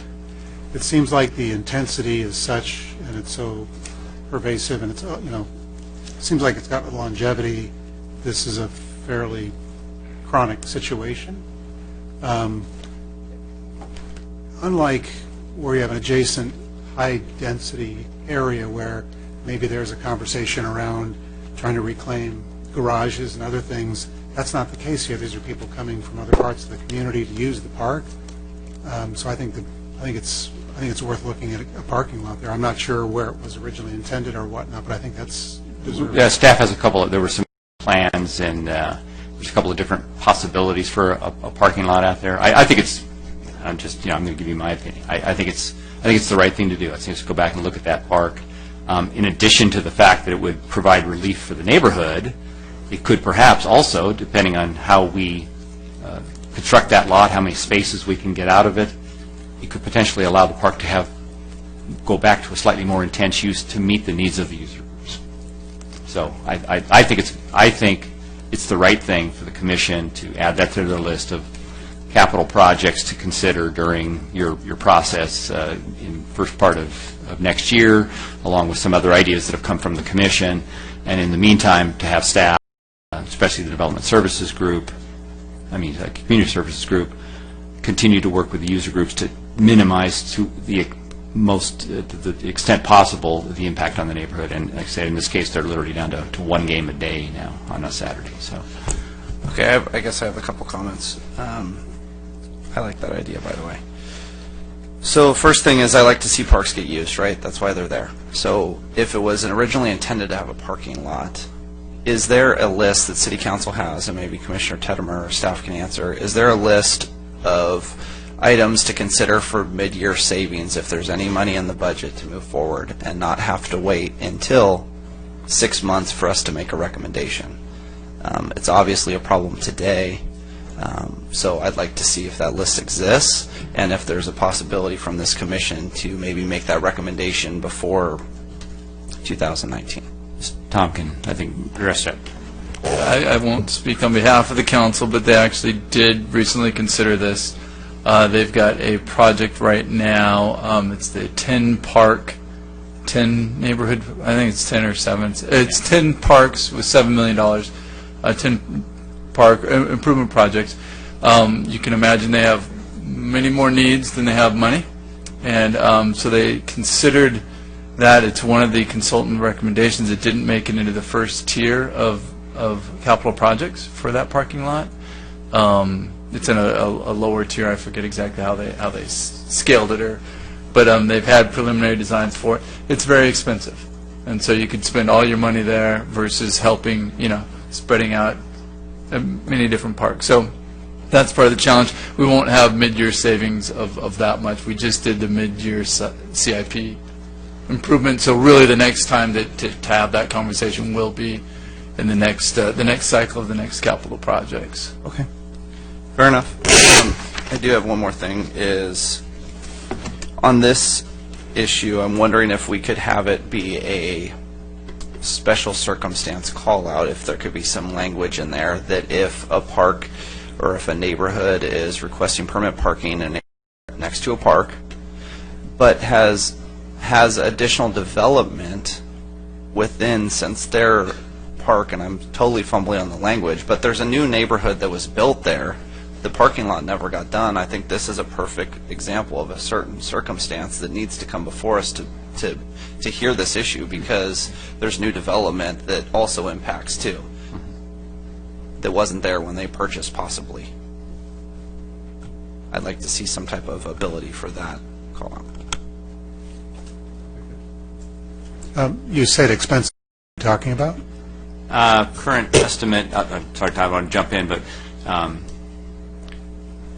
there's two basic possible locations for this parking lot. The park is basically broken into an upper and lower tier. The lower tier, closer to Osterman, I'm sorry, I don't have a map to show you, or to point to, I apologize. The lower tier would be more costly, because you have to build ADA accessible ramps to get up to the field on the upper level. However, there is and has been studies about a parking lot on the upper level adjacent to the soccer field. There is sufficient space up there, and it would be at grade, no need for additional ramps. Just a very ballpark estimate for what we'll call the upper parking lot is about $500,000. And what the lower lot? Lower lot is, the lot is about $500,000. The ADA path or ramp could be as much as $750,000 on its own. The ramp, just 750 in addition to the 500. Okay. Any other comments on this? Does anyone have any feedback on that recommendation as a special occurrence for this, for parks? Do you want to see what staff can draft and come back with? To me, the difficulty is if you put permit parking in there without giving a place for the public to park, what are they supposed to do? If somebody's driving in from Foothill or somewhere else, where are they supposed to go? So to me, without a parking lot, I think things just don't end well. Yeah, and but I understand where the vice chair is kind of going. We can try and come up with something you could at least look at in terms of whether that becomes a variance that we're talking about. If you have, a new development coming in, I think I can kind of get where he's going with that. So hopefully we can at least push something out to you and take a look at it. Yeah, I guess I appreciate that too. Like, if there's a park, people need to park to get there. However, I would be extremely frustrated as a resident that had a parking lot supposed to go in there that didn't. More homes get built, the problem gets worse. I just like it as a special circumstance. Doesn't mean that it has to happen all the time. This is a perfect example. If I could, then has our friends in the Community Services Commission, did I get that right? Have they opined on this at all? They haven't, and again, they're struggling with use versus the residents. They were the ones who led the 7-park process, and that's, like I said, that's been vetted and designed, and just some hard decisions needed to be made, and choices. Where do you put that $1 million? You spread it out amongst 3 parks or 1 parking lot, so it's on the plan. We just don't have the money for it right now. But I don't think we really looked at that upper parking lot as an option. I think that's something that staff's come up with since that time, if I recall. Right. So that's something, I think we'll have a new conversation for the next CIP. I think it's worthy of seeing what we can do. Just curious, doesn't the city own the piece across Regency? Yes. I've always been intrigued by how that could be brought into the mix. It's also in the mix, and it only takes more money. Was that all? That's all. Okay. Yeah, as you know, a lot of that money went towards the sports park, but that's also in the longer term master plan of what do we do. Yeah, I remember in my former life noodling on the idea that you would somehow change roads around to help. If you put the parking lot over there, then you're dealing with crossing Regency. Then you think, oh, a bridge would be kind of cool. But I thought if you rerouted Regency to help bring that parcel on this side, it brings it back over in play more easily than maybe bridges and other things. So right. Hopefully somebody's given. I've seen some of those studies. I think that was when they were trying to cite the original sports park, and before it had that location, right, and trying to just piece together as much as they could. So I think we've got, well, again, I won't speak for council, but I know we've got a lot going on right now with building the Civic Center, and we just finished the sports park, so we got these 10 parks also, so, yeah. All right, let's go ahead and take a break, if you don't mind. Sure. Mr. Rogers. And come back in 10 minutes.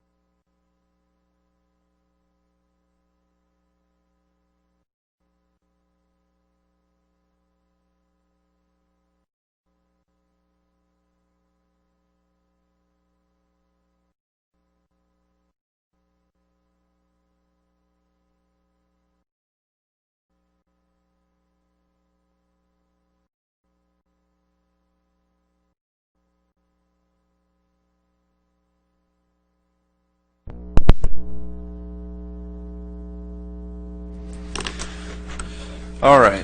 Let's go ahead and jump into, I think we're good with number, is that 4? We'll call it 4. It's that way.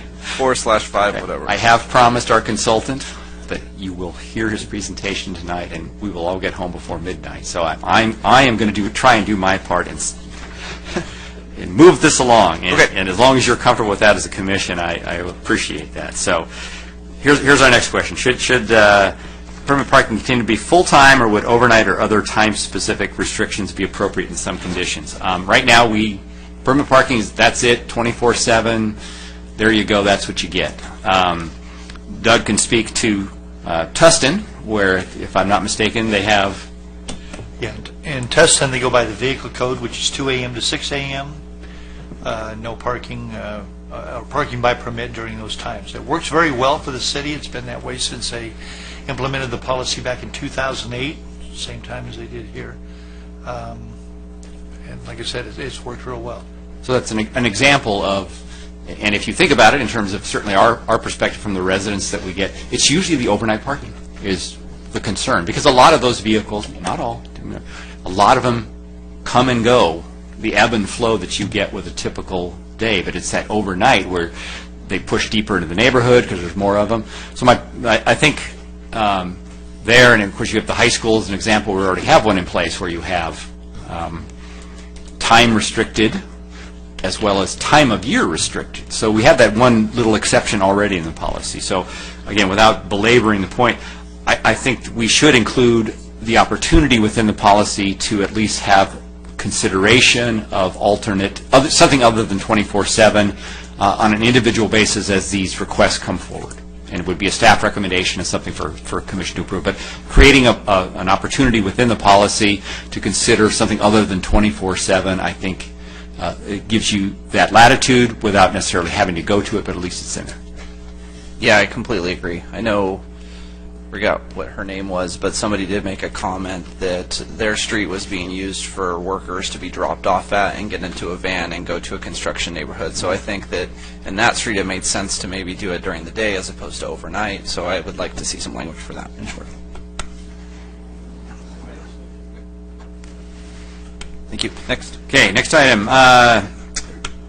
Under the current policy, the one amended in 2017, the number of permits that are issued was changed from 1 per registered vehicle, so in essence unlimited. If you were Joe Car Collector and had 20 cars, you could get 20 permits, to a 2 per property, no more than that. It was done at the specific request of the council in an attempt to try and address, to some degree, the concern expressed earlier by one of the gentlemen talking about the fact if you already have stuff in your garage, and hey, now I get all these parking spaces on the street, I can do even more stuff in my garage and not utilize your on-site parking. So I think council was trying to split the baby a little bit on that one, and maybe one way or the other.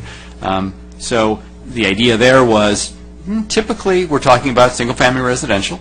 Typically they have their 2-car garage, 2-car driveway, and therefore if you issue 2 permits, that's 6 parking spaces that you can, in essence, say are yours.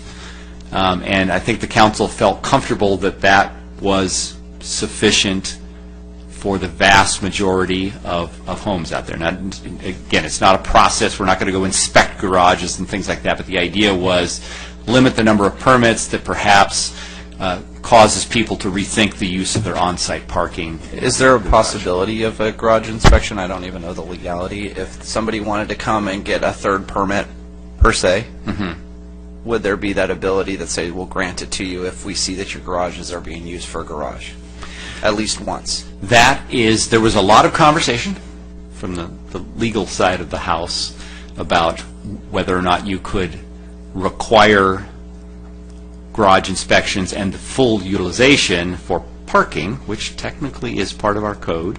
You're supposed to use your garage to park cars. And they kind of came down on the side of, no, we don't think we can do that. But in this case of a special circumstance that you're describing, and we do have the third permit, which is part of this discussion here, okay, you're coming to us and you want something above and beyond what the city is offering to everyone else. That's a good question. And I think that's probably one we should ask the attorneys on, whether that kind of an exception process should be part of this third permit. In addition to that concept, of course, staff threw out a couple other ideas. Homes that have these extraordinarily short driveways that you can't park in because you'll block the sidewalk, and that's a potential ticket.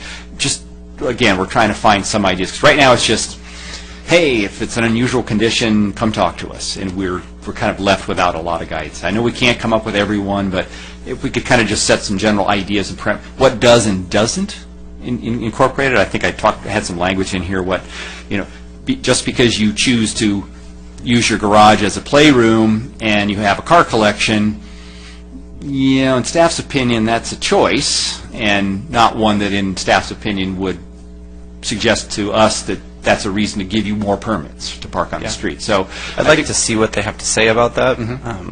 Obviously a gentleman came out to our garages and made his assumptions, but my garage, we have 2 cars. We have a 3-car garage. Both cars are in the garage. The other one has bikes for my kids that could be moved and could be used as a garage if we needed that to be done. Right. I think his point, he certainly didn't come out and survey your individual garages. He was just using his percentages that he sees and was overlaying that onto your... I was wondering, I would have at least come out and given him a cookie or the 5 of you, but his own observations in his own neighborhood tells him that out of every 5 homes, one has 2 cars in it and things like that. And I'll just tell you from my own neighborhood, I have a 3-car garage and I have three cars in my 3-car garage. But there are several homes on the block that have 3-car garages with 0 cars in the garage. So I think his numbers probably aren't far off in my own anecdotal experience. But my point is that I'm a huge proponent of people using garages to park cars in their garage. I think that makes a better neighbor as a whole.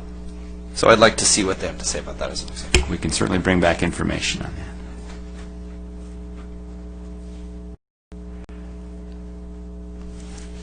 Okay, so I think we've kind of got where we want to go on that.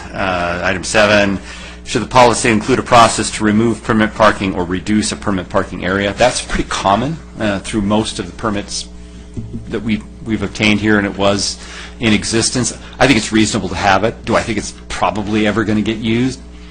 Not under normal circumstances, but as I described, if you had some older multifamily complex that some big developer came in and bought and tore down and wanted to do something different with it, turn it into another type of use. If the initial source of the concern goes away, then perhaps you'd have a need or a desire by a community to reverse permit parking, because it can be a bit of a hassle. You've got make sure you hang your tag, because you're not immune from it. If you park your car, even though you live there, and you park it out on the street, and you will get a ticket. They don't knock on doors and try to find out. That you will get a ticket, and all your guests have to have the temporary permit. So a lot of those things happen. So there are some downsides to that. So if there were a situation where something changed dramatically, I think we should have a policy or something in the policy that talks to, here's a process to reverse it. Probably similar to what that. So if you're comfortable with that, we can come back with some language in terms of what that might look like. Good. Yeah, absolutely.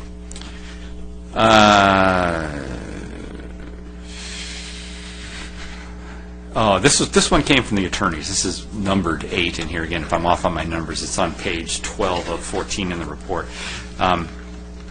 Should the language requiring a finding that the permit parking will not relocate vehicles to other public streets be removed from the policy? The concern is that that's a difficult finding to make, because the answer is you don't really know.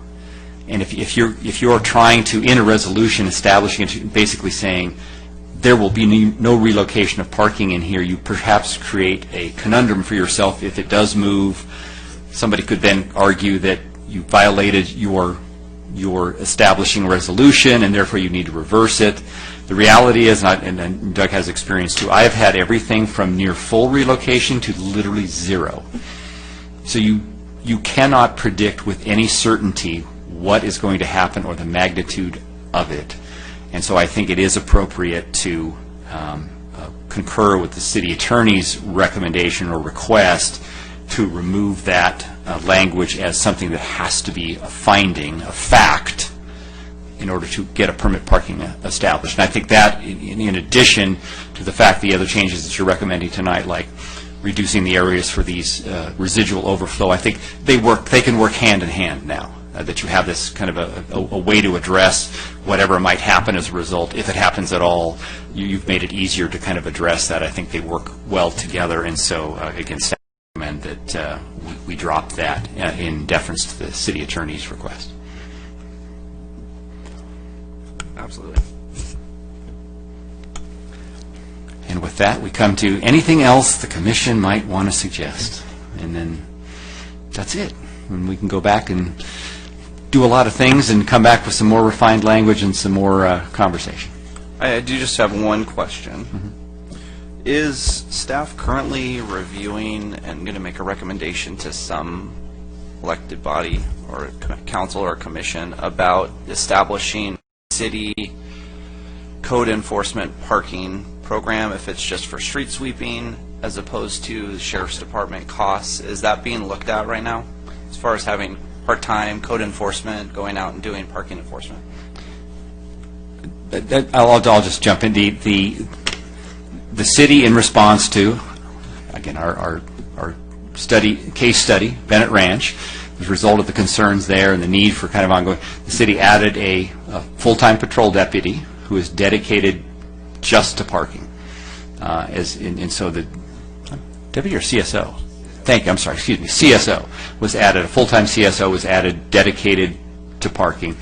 Obviously, they get pulled away for other little things, but the idea is to have them do most parking. There have been conversations internally about if we continue to expand permit parking areas and there is a process underway right now with a council subcommittee discussing street sweeping, and one of the ideas is to do citywide parking restrictions. So those kinds of things are in play, or going to all the hot spots in the city and putting in parking restrictions like we did with Osterman. One gentleman mentioned Osterman. We did alternate side street sweeping parking to get that area clear, identifies abandoned vehicles, street sweeping, things like that. Those kinds of things where you're going to have the need because of signage to increase enforcement.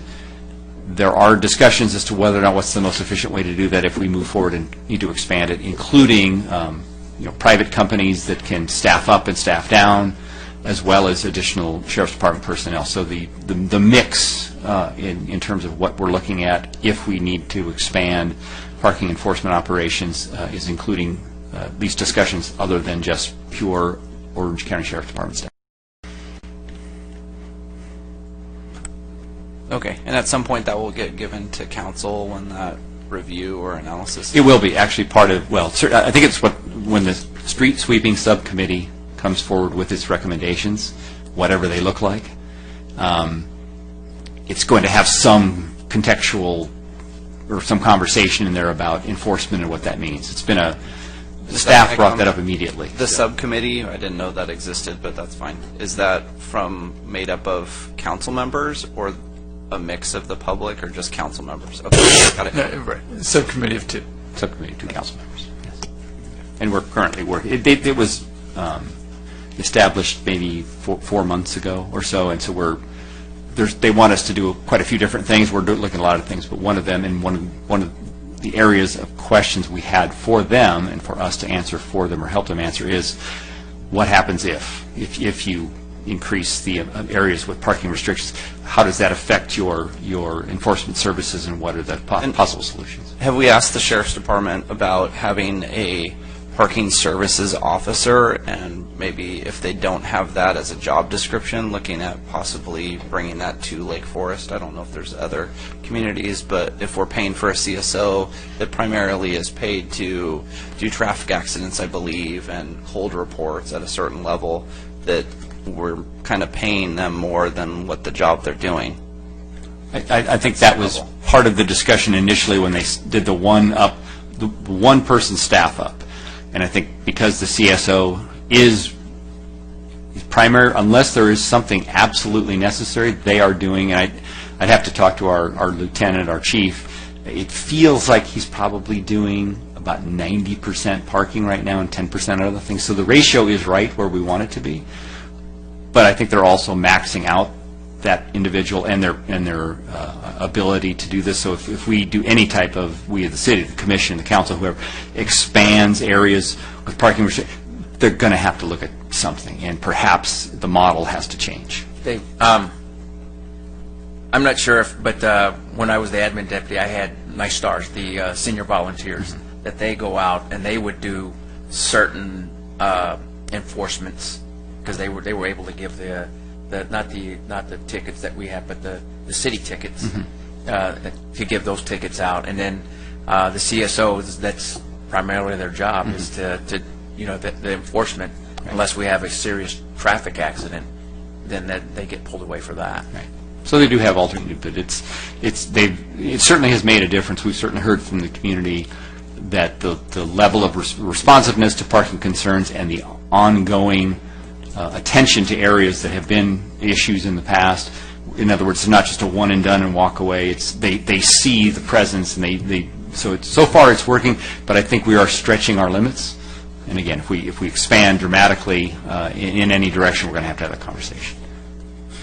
Great. Thank you for the report and getting all these other outside, other cities' reports too, so we can have something. Right. And we'll bring it back with some more refined language with what we're talking about. The idea, again, is probably once we get you guys comfortable with that, then we'll get you a final set of real recommendations vetted by the legal eagles out there, and then something you can push forward to council.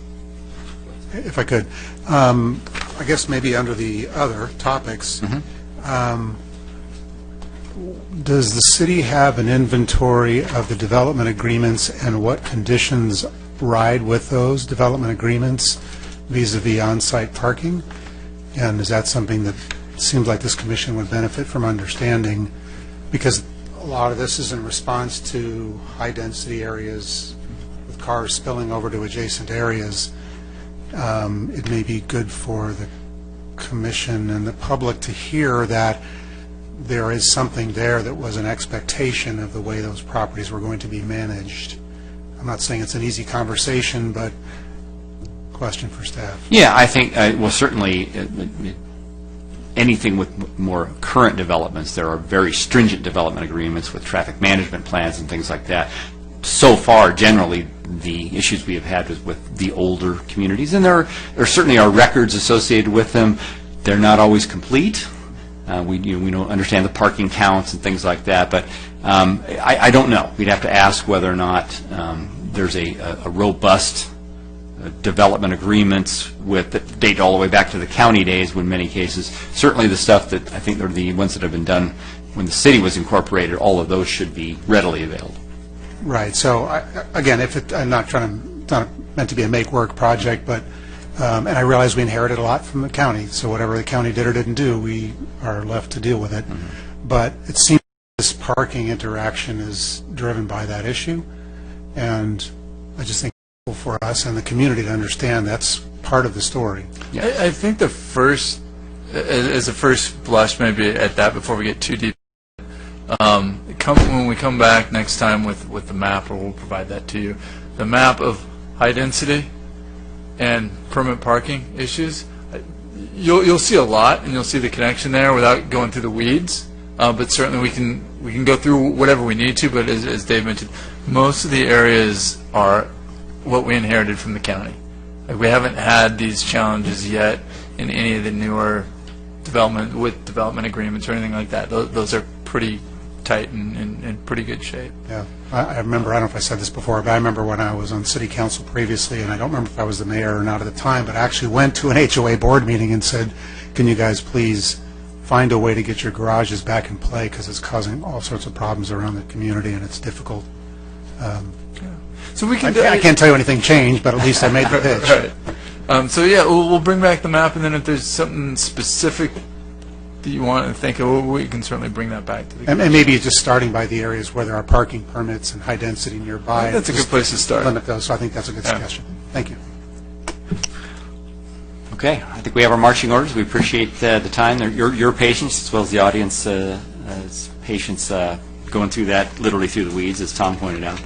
But it's helpful. It's helpful to staff. It's helpful, I think, to the city. We'll come back with a better working document for the commission as well as the city and the residents. Okay, our next item is our review of our protected permissive left turn phasing study, and we have a point. We have our consultant from Albert Grover and Associates. Just to give you a little bit of background, Albert Grover and Associates has been involved with and helped implement protected permissive left turn phasing in communities for a fairly extended period of time.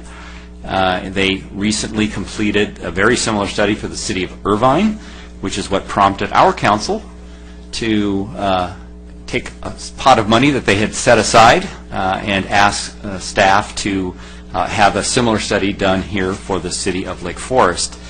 So we're going to have the consultant give you a presentation with kind of a little bit of background, a little bit of understanding of what this is, the extent of the report, and some of the recommendations they're making for our community. So with that, we need to get the first point going. We have one public speaker. You can hear him after Apologize. the presentation, or you can hear him now. Let's hear him now. Okay, Heiko Pesho. You guys are going to get tired. And Robert, say hi to Rich. That's the start. Okay, so just a couple ones. Yes, we do need more optional left turns. Mr. Wheeler and I have spoken on this subject a couple times. The back end of Hotel Ranch over there, Irvine, where they're never going to put Portola through, so to speak. There's a traffic light there with a left turn, a dedicated left turn, and the only time it's ever used is by the people from the upper part of Foothill Ranch leaving in the morning, and or the people in the lower part of Foothill Ranch going to Ralph's in the evening. Other than that, it doesn't get much. It's a dead-end street. Nobody can pass there for anything other than maybe a walk. Instead of traffic lights in many places, for example, I think that could be reduced to just a four-way stop, and no, it would not bother anybody. I don't know how much traffic there is at peak traffic times. I try not to go through town traffic times if I can avoid it. Anyway, thanks guys, and it's my first time, but it won't be my last time. Take care. I actually have a lot of use of that traffic light as I go through it multiple times a day, coming down from Foothill as well. I live up there, so yeah, I'm willing to listen, but Have a mic? Or, oh, I'm sorry, we got that. Cody. Yeah, okay. No, he's got a little, we have to clicker. We think we're good.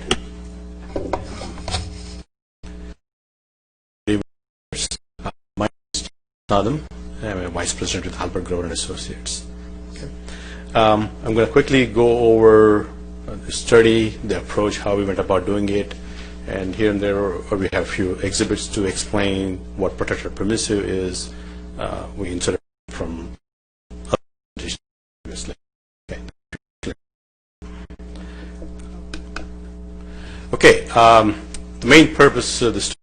Now we were asked to look at citywide all the traffic signals throughout the city to see are there any opportunities where some locations, any intersections, can we do protected permissive left turn phasing. So that was the main purpose of the project. And basically we looked at citywide. We looked at 102 existing signals. And there are a couple of future signals city plans on installing, so we also included them in the study. And basically, the 102 include about 92 city signals, 4 are shared with Irvine, and 6 with Caltrans. So those were the 102 plus 2 additional ones, future ones. Just want to give a little background as to, before we get into protected permissive specifically, we want to give a little overview of what is a permissive left turn phasing. Okay, permissive left turn phasing is typically you would have a 3-section head, red, yellow, and green, and basically you want to turn left when you find some gaps in the traffic. So that's typical permissive left turn phasing, which is very prevalent in more in LA area. Protected left turn phasing is similar, except that to the left you would have left turn signal arrows. So left turn red arrow, yellow arrow, and green arrow. For the throughs, you would still have the 3-section head. And as we got started on the project, we looked at those 102 plus 2 future ones we talked about earlier. Of the existing ones, now we found out about 70% of the approaches are currently protected, so they have left-turn arrows. Okay, and 23% of them have permissive lefts, which means they have a green ball where you get to turn on the gaps. And 7%, a small percentage, is called split phase, where you have left, through, and right from one approach all go together, and then they all stop, and the opposing direction, left, through, and right, they go together. And this typically happens if you have a lane that's striped left and through together. So that allows the vehicles to go either left or through. Okay. And then citywide, there aren't any PPL, protected permissive left-hand phasing at this point. Now, on the protected permissive left-hand phasing, it's been, we've been doing, I personally have been involved for about 28 years, and our company has been doing for like 40 plus years now. We had a previous company, our company is about 25 years old. I've been working the previous company. So we've done quite a bit in Southern California, and the exhibits, basically protected permissive left-turn phasing allows you to give additional opportunities. Make a left turn during you have left turn arrows, and also turn when you have green balls or when the yellow ball comes in. The bottom left is basically a traditional protected permissive. I'll go through that in a second. And then on the bottom right is what is called a flashing yellow arrow. 2 different flavors, styles, if I may.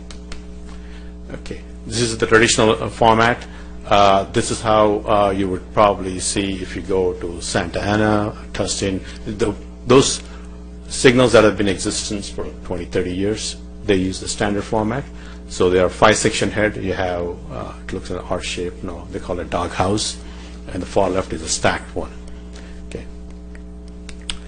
And the new format is called flashing yellow format. It has benefits. Federal government, federal highways has done a lot of research. And this has been in existence for about 10, 15 years now. They did a lot of research, found out this is more effective. Still a protected permissive, but in this case you have a flashing yellow arrow when you're looking for the gaps in traffic. So it cautions you, rather than looking for a green ball, you also see a flashing yellow arrow. So the motorist is a little bit more cautious. It seems to have worked much better in the research, and over the years they've been installing more and more. So this is the most recommended one moving forward. Okay. But there's some cities have done the previous one, they kept that way, but many more are doing the flashing yellow arrow. One of the benefit of this also is if you choose to have operate like a left turn phasing with arrows for like AM peak hour, PM peak hour, this format allows you to do that, and in the middle of the day or the evening you can do it as a traditional PPLT style. So it gives you the flexibility.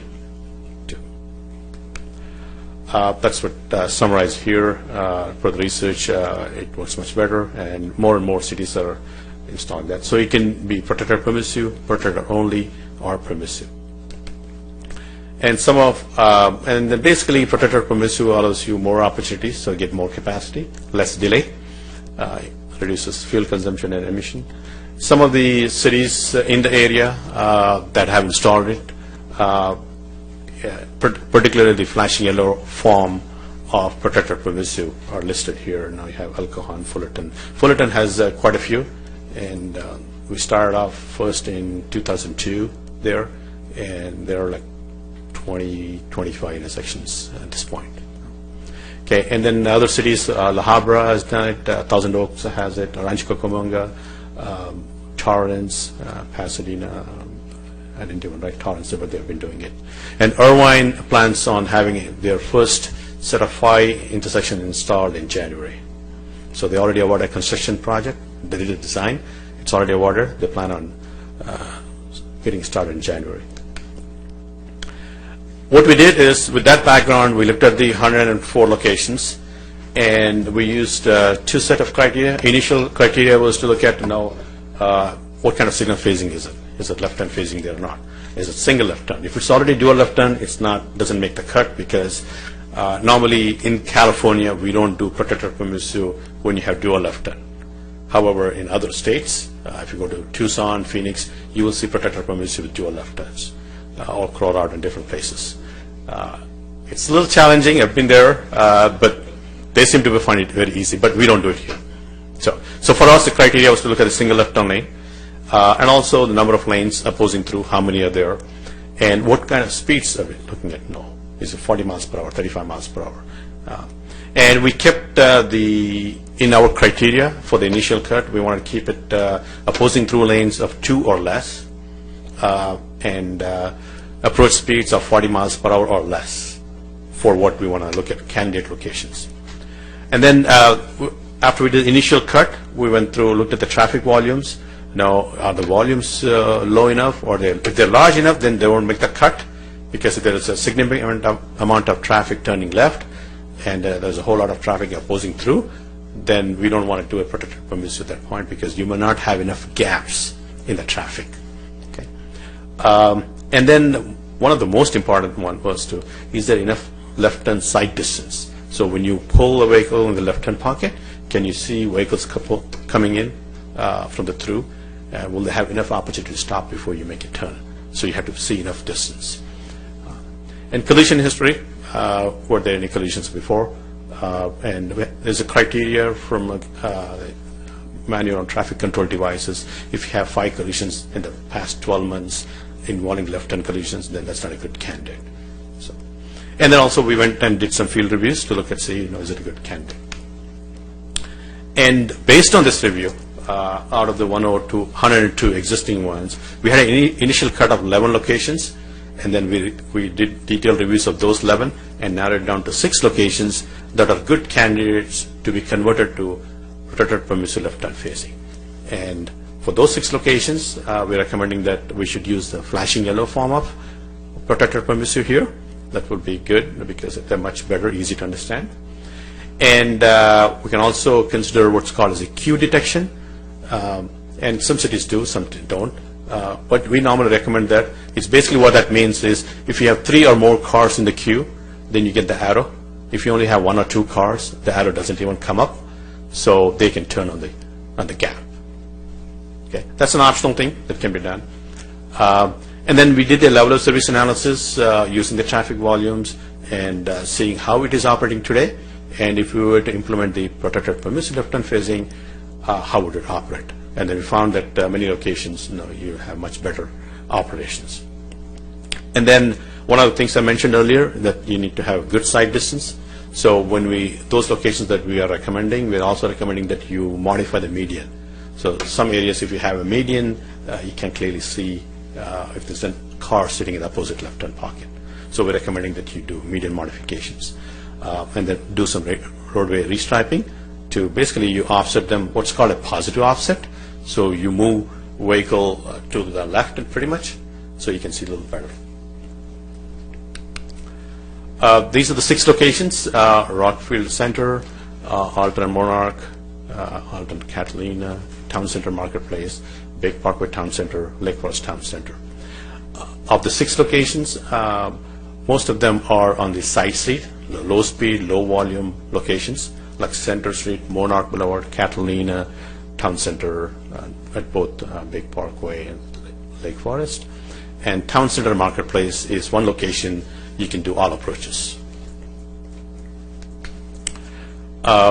Here's an example of a positive sight distance. This is an example from Fullerton. This is right by Cal State Fullerton, so on State College Boulevard. So here you can see left-hand pocket is on the left there, and there's a big wide area. So basically you move the left-hand pocket to the left, and you have a positive, right side is a buffer area. So you can see much better. And flashing yellow arrow, this is an optional sign that you can put in to help the motorist understand how it operates. Although the standards don't normally recommend that, but some cities have chosen to do that, like Fullerton does it, and a few other cities have done it. And we also did a cost estimate to implement these recommendations. For the 6 locations, it's almost $733,000, $733,000. And we did some estimates of how much delay savings just on the travel time alone. And they have a 20-year life cycle when you implement conversion. So you would get in travel time alone about $4.5 million worth of travel time savings. So you have a good benefit cost ratio of 6:1 implementing this.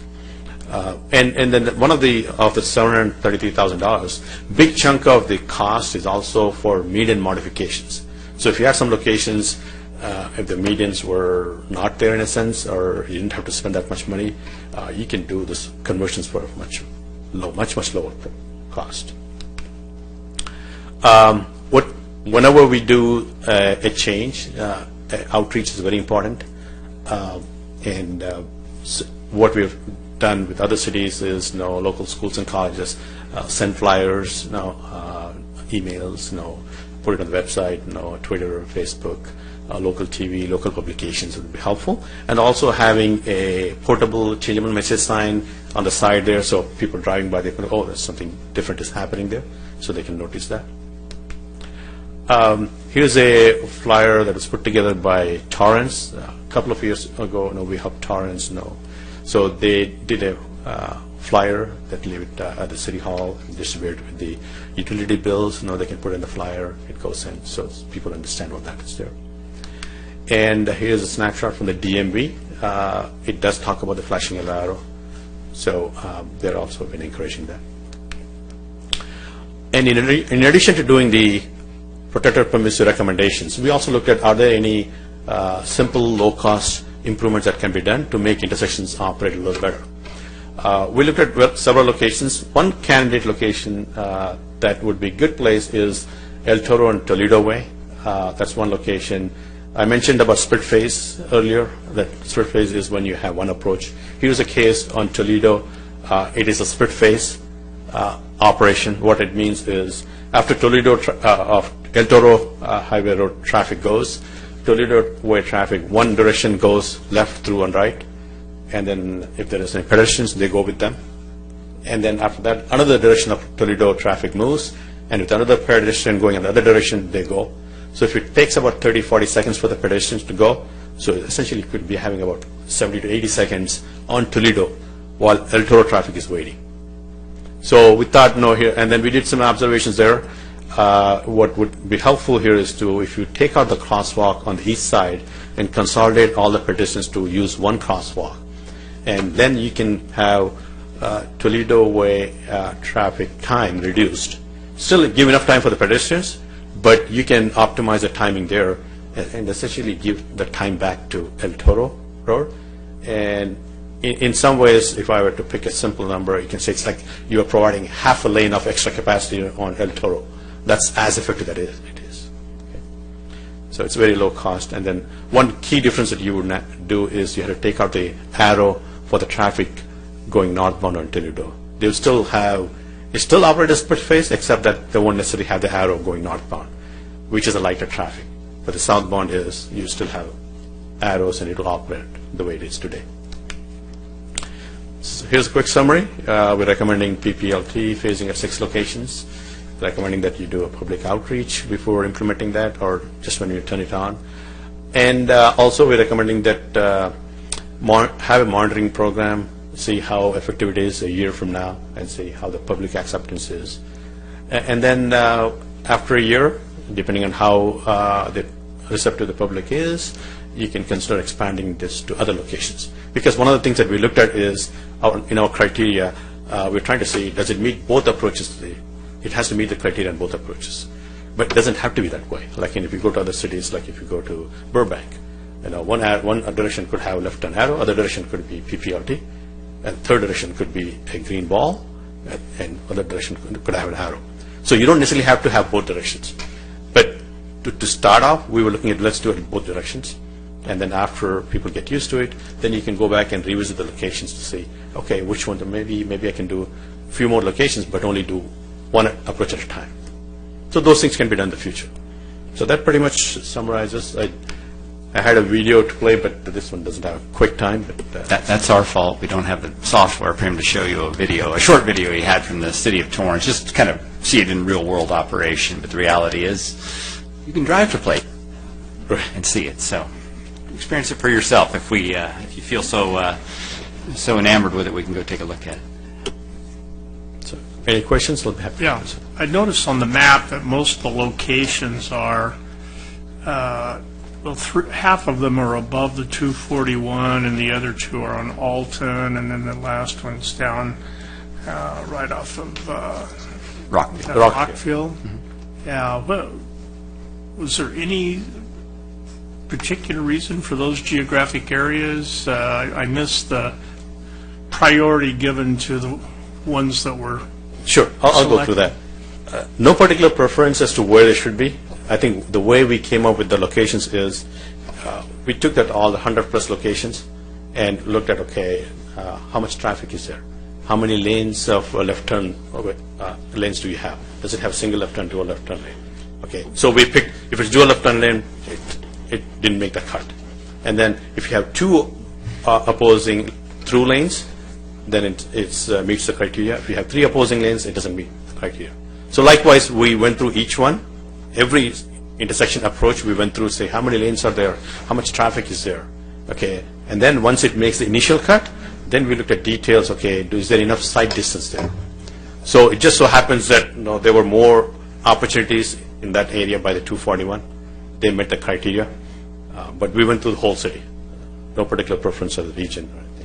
But it was a basic screening criteria, and it just so happened that those that met the screening criteria were in the places they were. In other words, we weren't excluding a portion of the community and saying we don't even want them there. It was really, yes, we're looking at them all, but as you started applying the screening criteria, the intersections started falling off, and ultimately you're left with the six that just happen to be in the places where they're at. So actually, I think the proposed locations are certainly the ones on Town Center, I think, are extremely well positioned, because what you have on Town Center in particular is you have areas where people come from outside of that general area. In other words, in order to come to the shopping center, you're going to drive through Town Center in Lake Forest. You're going to drive through Marketplace and Town Center. So as opposed to an intersection that would, say, be buried in the middle of Ridge Route in Toledo or something, where most people aren't going to drive there, the fact that our criteria and the recommendations actually put the majority of the signals in places where you're going to get a lot of people from throughout the community, as well as areas outside the community using that, I think you expand the understanding, knowledge, and experience that you get with those new this new type of phasing, and it is new. South Orange County doesn't have this. It just really doesn't, and you have to understand that there were a lot of fits and starts to this. I know our consultant here has done a lot of work with it, but there have been some rollouts of types of programs without this type of kind of study and screening criteria that have resulted in some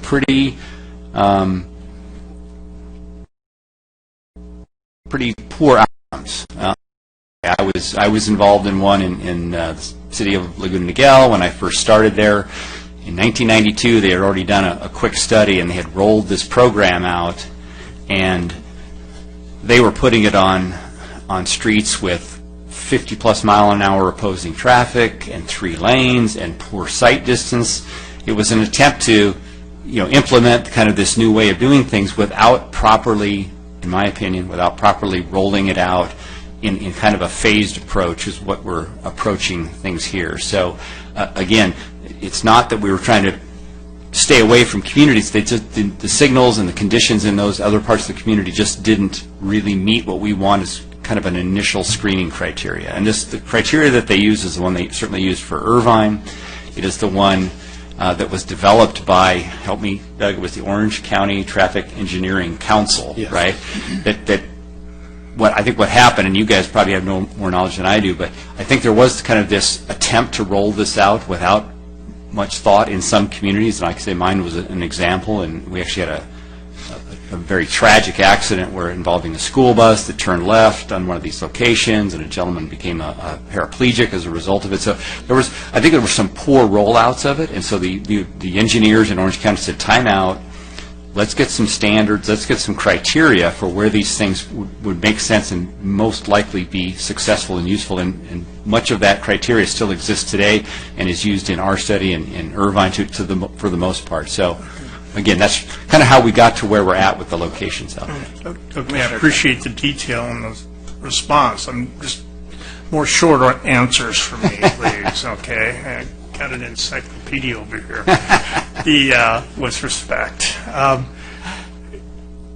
Ultimately, your goal is many intersections. Possibly, after we do the initial 6. Yeah, we're making an assumption it's going to go great. You've done this in other communities, I take it. Right. And in other communities that have 3 lanes and a high volume of traffic. And I suspect that those are successful intersections with the blinking lights that you recommend. Is that true? Yeah, many are. And then, yeah. So really, a portion of the design is to educate the community. Okay, that's one. But there is no study per se as to how a high volume street would potentially be successful based upon your experience.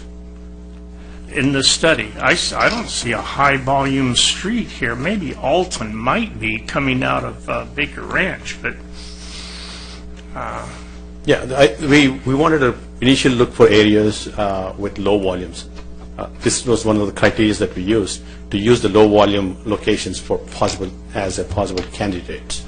But you could certainly do it with a higher volume, but not necessarily to a very heavy, busy street. But there are some cities who have done it over the years. They have success, and some areas, no, not so much success, and then they went back to look at what is causing the problem. One of the things that we always look for is having the right sight distance is very critical, so they can clearly see that. But if you have multiple lanes, opposing lanes, people may misjudge. So we just have to be careful. And I would caution that what you're talking about here, realistically, and there's disagreement among us engineers in many ways, but you really are, in essence, trading efficiency for the potential for increased collisions.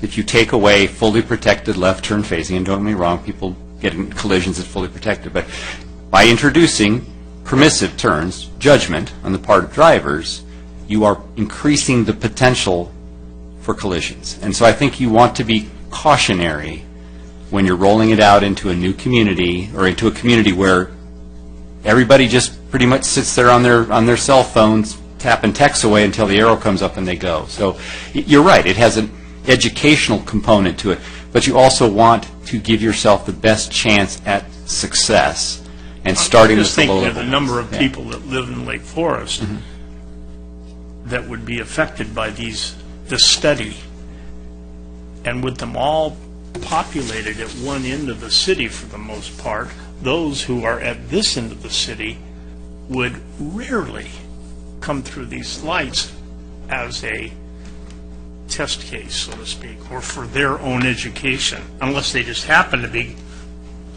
down here. Right. As I mentioned, I think that one of the benefits to the study locations, 4 of them, is that they're in, I want to call, high-volume commercial locations, which draw people from the much larger community.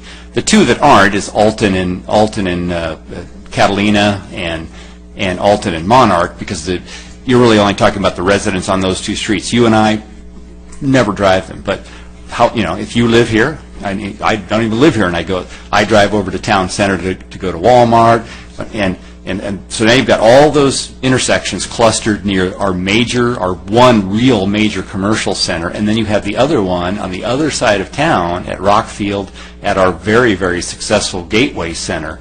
So you have, if not geographically spread out, they're at least in areas where you are likely to draw a lot of people from throughout the community to get that experience. And that's what from a staff's level, we looked at that and we said, those are good locations. You will get a lot of people using them and get a lot of education in how to use them. Okay.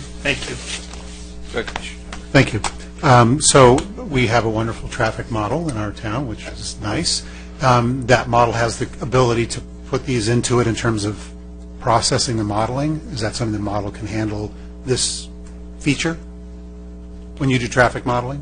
Yeah, we did analysis for these locations, yes. Right, I'm just saying Yes. that the model we have has the sophistication to incorporate this type of... These types of operations as part of its parameters, that's correct. And in part of the individual locations were all studied as part of a, I just want to make sure that our modeling has the capacity to understand set and utilize the this use. data, because it's an important tool Correct. for all of you folks. It can increase or improve the level of service, the efficiency at an intersection. That sounds good. And that's part of what the modeling can do, yes. And what's the experience regarding accidents? I don't need a deep dive, but just generally speaking, what's the implications of accidents when you don't have them versus having these types of lights? Well, and I think, you obviously have way more experience than I do. I'm just giving you my one experience with what I consider to be a very poor rollout of it, and it resulted in a significant increase in collisions. But you speak from experience where you do these incremental rollouts in a better education process, so I'll let you speak to that. The collision history varies. If you have a left-turn arrow, you have far fewer accidents because there's no opportunity for a collision in a sense because it's fully protected. So when you have a protector permissive, then there's a judgment involved. So there will be some collisions, and that's why we want to put it at low-speed approaches and minor approaches. So the chances of that is far less. And then the biggest thing is have good sight distance areas. So but they still have some collisions in a sense because people misjudge. It does happen. Sure, but we all drive streets. I turn off of Trabuco into my cul-de-sac. There's cars racing at me on Trabuco, so that's the cost of doing business. I don't know if it's the purview of this body to make financial decisions. I presume not. So our recommendation would be to pursue this, and the council will debate that. So I heard there was 6 of them for about $750,000. Correct. So $125,000 a copy.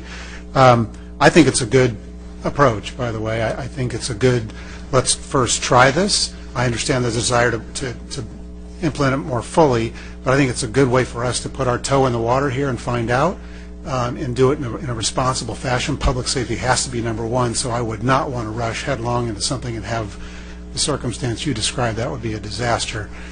So I'm in favor of doing a rollout, partly because it also educates people as to what they are, because I've got to tell you, I don't recall ever seeing one of these in my travels yet.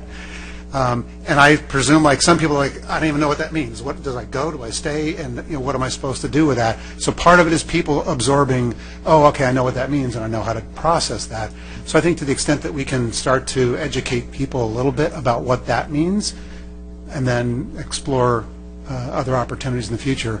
But I can certainly understand that these high-speed roads we have, which are great for moving people, but they may have challenges around some of these types of opportunities, which I think could go slow, or let's not rush too quickly and find a bad rollout causes all sorts of implications that I don't think would be, obviously nobody wants that. So I applaud staff's approach. I think it's a good way, not only in terms of the screening criteria, and also letting the community provide us some feedback too. See what their thoughts are. In terms of the cost implications, what we would here suggest, obviously we're going to roll this forward to the council at some point, but we would expect this to be part of your capital improvement project review too. And it's not an all or nothing. It's not $750,000 or zero. Sure. Each one has a cost, and so the commission may come back and say, well, let's put, for instance, the one at Market and Town Center in, because it's in all directions, and we know that intersection gets used. You might come back and recommend 2 out of that process to get started. So you have that option. But if the council wants it, you could also recommend the full package. But, sure. And one more thing. So these devices are fully programmable just about every way from Sundays. So you could decide if you want to have these operate in a window late at night or whenever it is. You can dial that in to be whatever you want. So staff can play with. Absolutely. As you mentioned, because of using the flashing yellow arrow version, you can actually have that indication be varied to the drivers. During certain times, higher volume times, it can be protected only. And then other times it can be protected permissive, and sometimes if there's very few cars, if you have that special detection, there's only a couple of cars, it won't even come up with a protected initially, it's only permissive. And I So that variety, I think, is very attractive to staff in terms of operational. But again, another reason why the educational component is really important, because now it's a variable situation. I came by here earlier today, and I had to wait for the green arrow. I came back later tonight, and now I got a flashing yellow. What does that mean? So people need to sort of start to absorb how And we would to deal with it. we would probably caution on, and I don't think these locations honestly need that kind of variety. That would be, again, if you went to a tier 2 and you started doing on slightly higher speed or higher volumes, then those conditions might exist. I'm guessing based on these proposed locations, they could probably operate in what I'll call a traditional, protected, permissive operation all the time. And I think that would give the community that opportunity to really get accustomed to them. Yeah. Good. Thank you. Go ahead, Rob. Okay, one of the, I know you hit it on El Toro and Toledo, the pedestrians. Right. So now we're talking about, and I'm like Commissioner Teddemer was bringing up, that I like that we're taking it slow, because you do this in El Toro and Rockville, and you're not worried about traffic collisions. You're talking about vehicle versus pet. So, that when you cross El Toro Road from the Home Depot parking lot into the, not that I eat donuts, to the donut spot, that, with your permissive, with this protected permissive, they're gonna try to get, because you got this traffic coming pretty quick. Mm-hmm. And so you got somebody in the crosswalk, and now they have to, you got a decision. Do I go and, hit the, hopefully this guy doesn't play Frogger, or do I get hit by this vehicle? I mean, it's a good point. In addition to the permissive left turn aspect, where you have to yield to or find gaps in traffic, pedestrians will move at that same time, and so you have to obviously be aware of and cognizant of pedestrians that are also in conflict with you. So it will require much greater judgment, obviously, than a fully protected arrow than it currently does. But it's that you're balancing efficiency with safety, and we constantly do that in our world. I mean, we talked about how you could make everybody on major streets just make right turns and never make lefts. You eventually could get somewhere, but it would take you forever. So somewhere between that and not having a signal at all, and you're in Paris or something where there's no control. So we're always in that world. We're trying to balance those two things, to move vehicles efficiently, but do so in the safest possible manner, but recognizing that we're still dealing with the human element. And so we have to take that into account every time we make a decision out there. And that's kind of what this is. You're getting more efficiency, more opportunities, but you're potentially increasing the potential for additional collisions. So it's that balancing act. I have a couple comments too. Do you want to make a short one? Go for it. The selection of the crosswalk as it is. Those kids coming from El Toro High School walk along the sidewalk that says Toledo Way.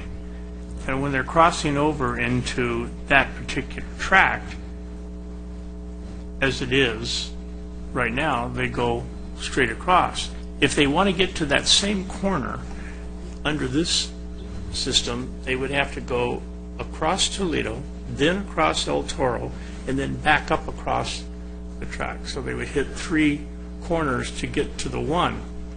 If it was the other pedestrian crossing that was X'd out, well, that issue wouldn't exist. The reason we chose to recommend taking the east leg is typically the traffic that moves northbound goes concurrent with the pedestrians on the crosswalk to the right side of the traffic. Okay, so in this case, southbound traffic is very heavy, and they need more time. So when the traffic is moving, the pedestrian might as well move, so you're not causing unnecessary penalty. But if you were to pair the traffic that is low with the pedestrian, then the pedestrian time takes much longer, and you have fewer cars to move.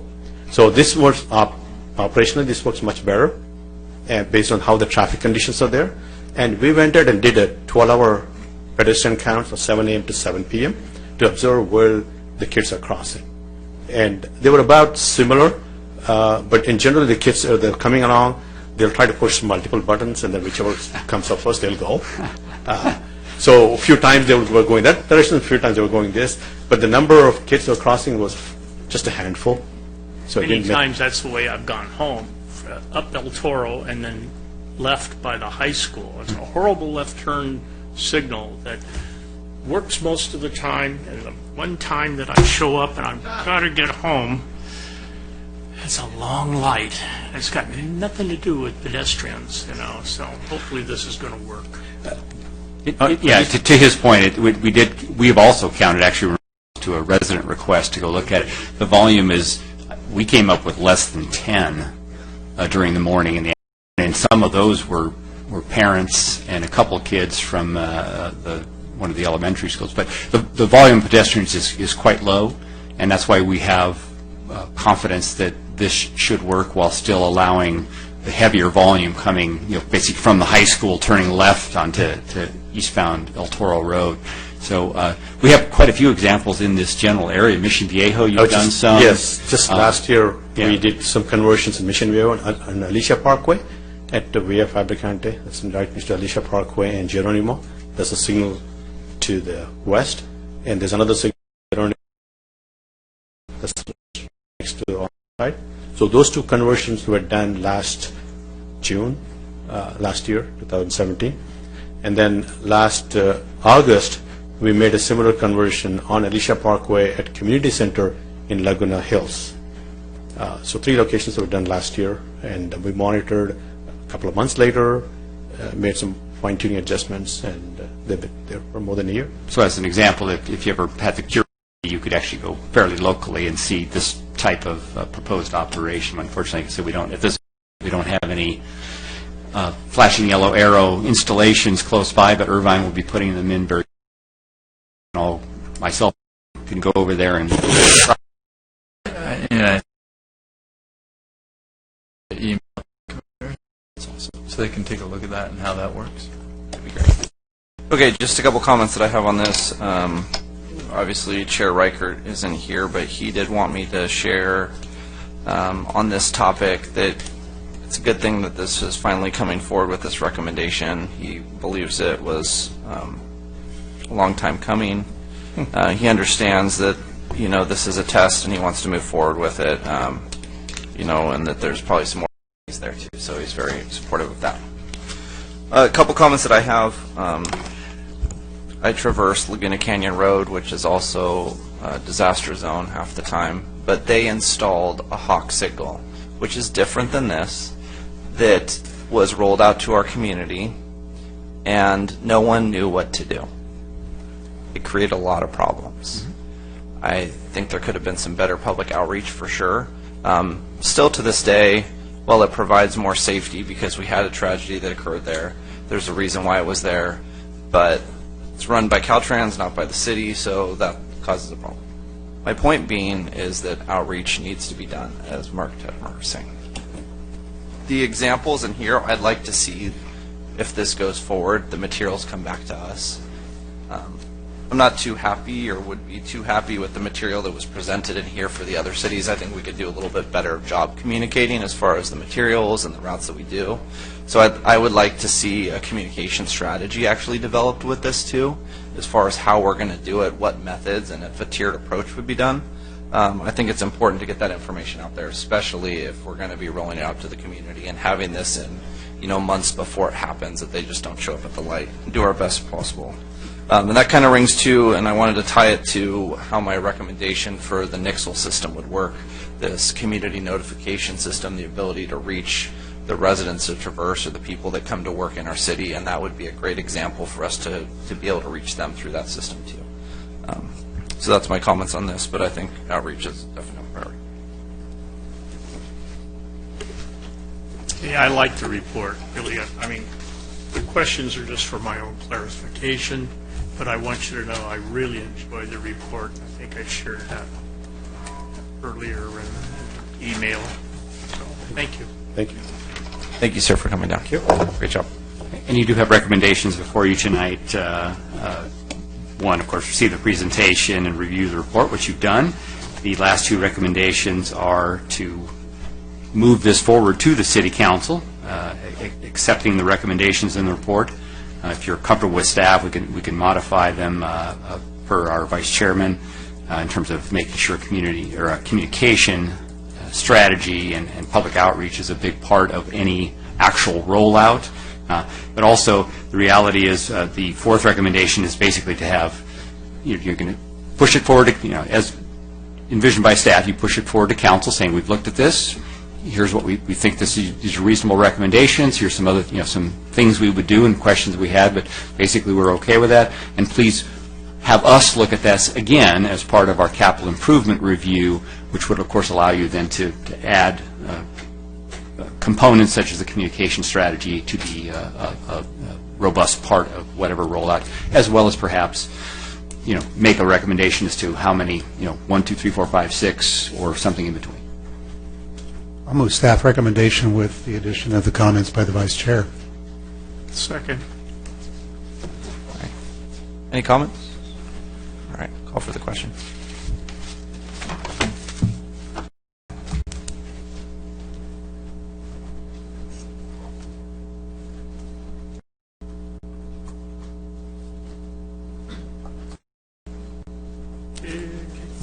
That motion carries unanimous. With unanimous with Chair Riker absent. Thank you. Okay, this brings us to, Mr. Rogers hasn't spoken up tonight. Do you have any comments? Feel free to cut me off at any time. I have nothing else to report at this moment, except I will not be present at our next meeting. I will be, I think as informed you, I will be in Ireland supporting my beautiful bride as she runs a marathon in Dublin. So Doug will be my stand-in here, more than capable, in fact more years on the job than I have, and so we will work together to write the reports and he will make the presentations. Yeah, enjoy your time there. All right, Commissioner comments. Do we have anything? We'll start, Mr. Tadman. I appreciate the snacks, so thanks to staff for that. We appreciate that, and a good job by staff on all the presentations. Really appreciate the information, and glad to see some people showing up. I think that's really important dialogue for the community to see the things that go on as we contemplate some of the policy things that go on. It's an education thing, which I'm really excited that people show up. So, good job. Thank you. Commissioner Morber. As I've said before, the first meeting, Bake and Lake Forest Drive are just huge concerns on the part of District 2 folks that I speak with relative to traffic issues. This is a great step in the right direction. I'll buy the rationale for safety precautions in terms of the selection of the sites, and if they're successful, I'd like to see us move forward. We have some other ideas also for a phase. Sure, we'd be happy to hear your ideas also. Okay, thank you. Sure, King. I'd like to thank staff for just what I've witnessed firsthand for many years while I worked in the city. Carol for taking care of us, Tom for taking care of us, and the consultant for waiting so long to give his presentation, and thank you so much. All right, I have a couple. Do you have your pen out, sir? Sure. Okay, first, hopefully we can maybe have more detailed response to Mrs. Whelan's email. I mentioned in the email to us that there might be some solutions already taking place. This is kind of intense and in depth, I should say. There's multiple things. Yes, some of it was actually, Doug reminded me that some of that initial part of the letter was some of the very first commentary that she had when the issue arose.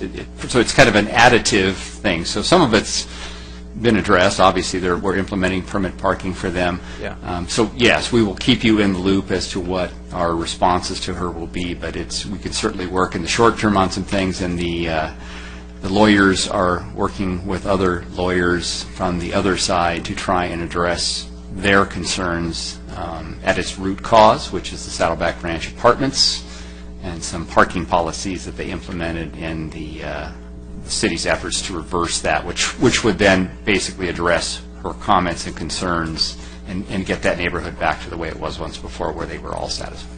Great. Could I just ask, when you're done, could I just ask a question? Yeah, absolutely. No problem. So it just obviously took her a lot of time to put this together, a lot of thought and effort. She's obviously passionate about this as it's impacting her community, but just, when it comes back to us, it'd be nice to see what your comments are and how that rings true.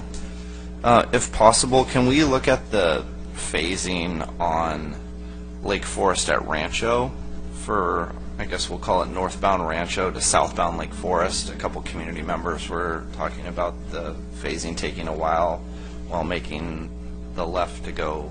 I forget how the directions work in this city. It's different than mine. We consider everything parallel to the freeway north-south and everything perpendicular east-west. So as you're describing it, as I would read it, you're coming northbound on Rancho, where we, not long ago, a year or so ago, we second left, so now we have a double left. We only had a single left before. Okay. We have the double left to turn onto what we will call westbound Lake Forest headed towards the freeway. Exactly. Gotcha. Okay. They believe that it's taking too long to cycle back to that left turn? Correct. Yeah, we can certainly take a look at that. Sometimes it's a hardware issue, sometimes it's a software issue. We can certainly at least take a look at it. Could be impatience by the driver. No, that never happens. I'm sure a lot of you also saw through Facebook or Nextdoor a lot of comments about Pittsford. We had a gentleman come here about Pittsford too, so at some time we'd like to hear staff's input on that. We are already working on that. Doug is actually, we have if I haven't already told you, we have an internal parking management committee known as PMAC. Which is made up of staff members from all of the departments that are affected by and have input on parking issues. We just discussed it today. We had a meeting there, and we are starting step one in response to that request, and Doug will be taking the lead on that, and we have a whole process in place, and we'll keep those residents kind of looped in as well as the commission. Awesome, great. And then was there, I think I also saw on social media, was there some significant incident that we should be made aware of, or a near fatality or something that occurred in Lake Forest possibly earlier this week? Tom has the most relevant and current information on that. I would just say that this time, yes, there was a fatality on Ridge Route.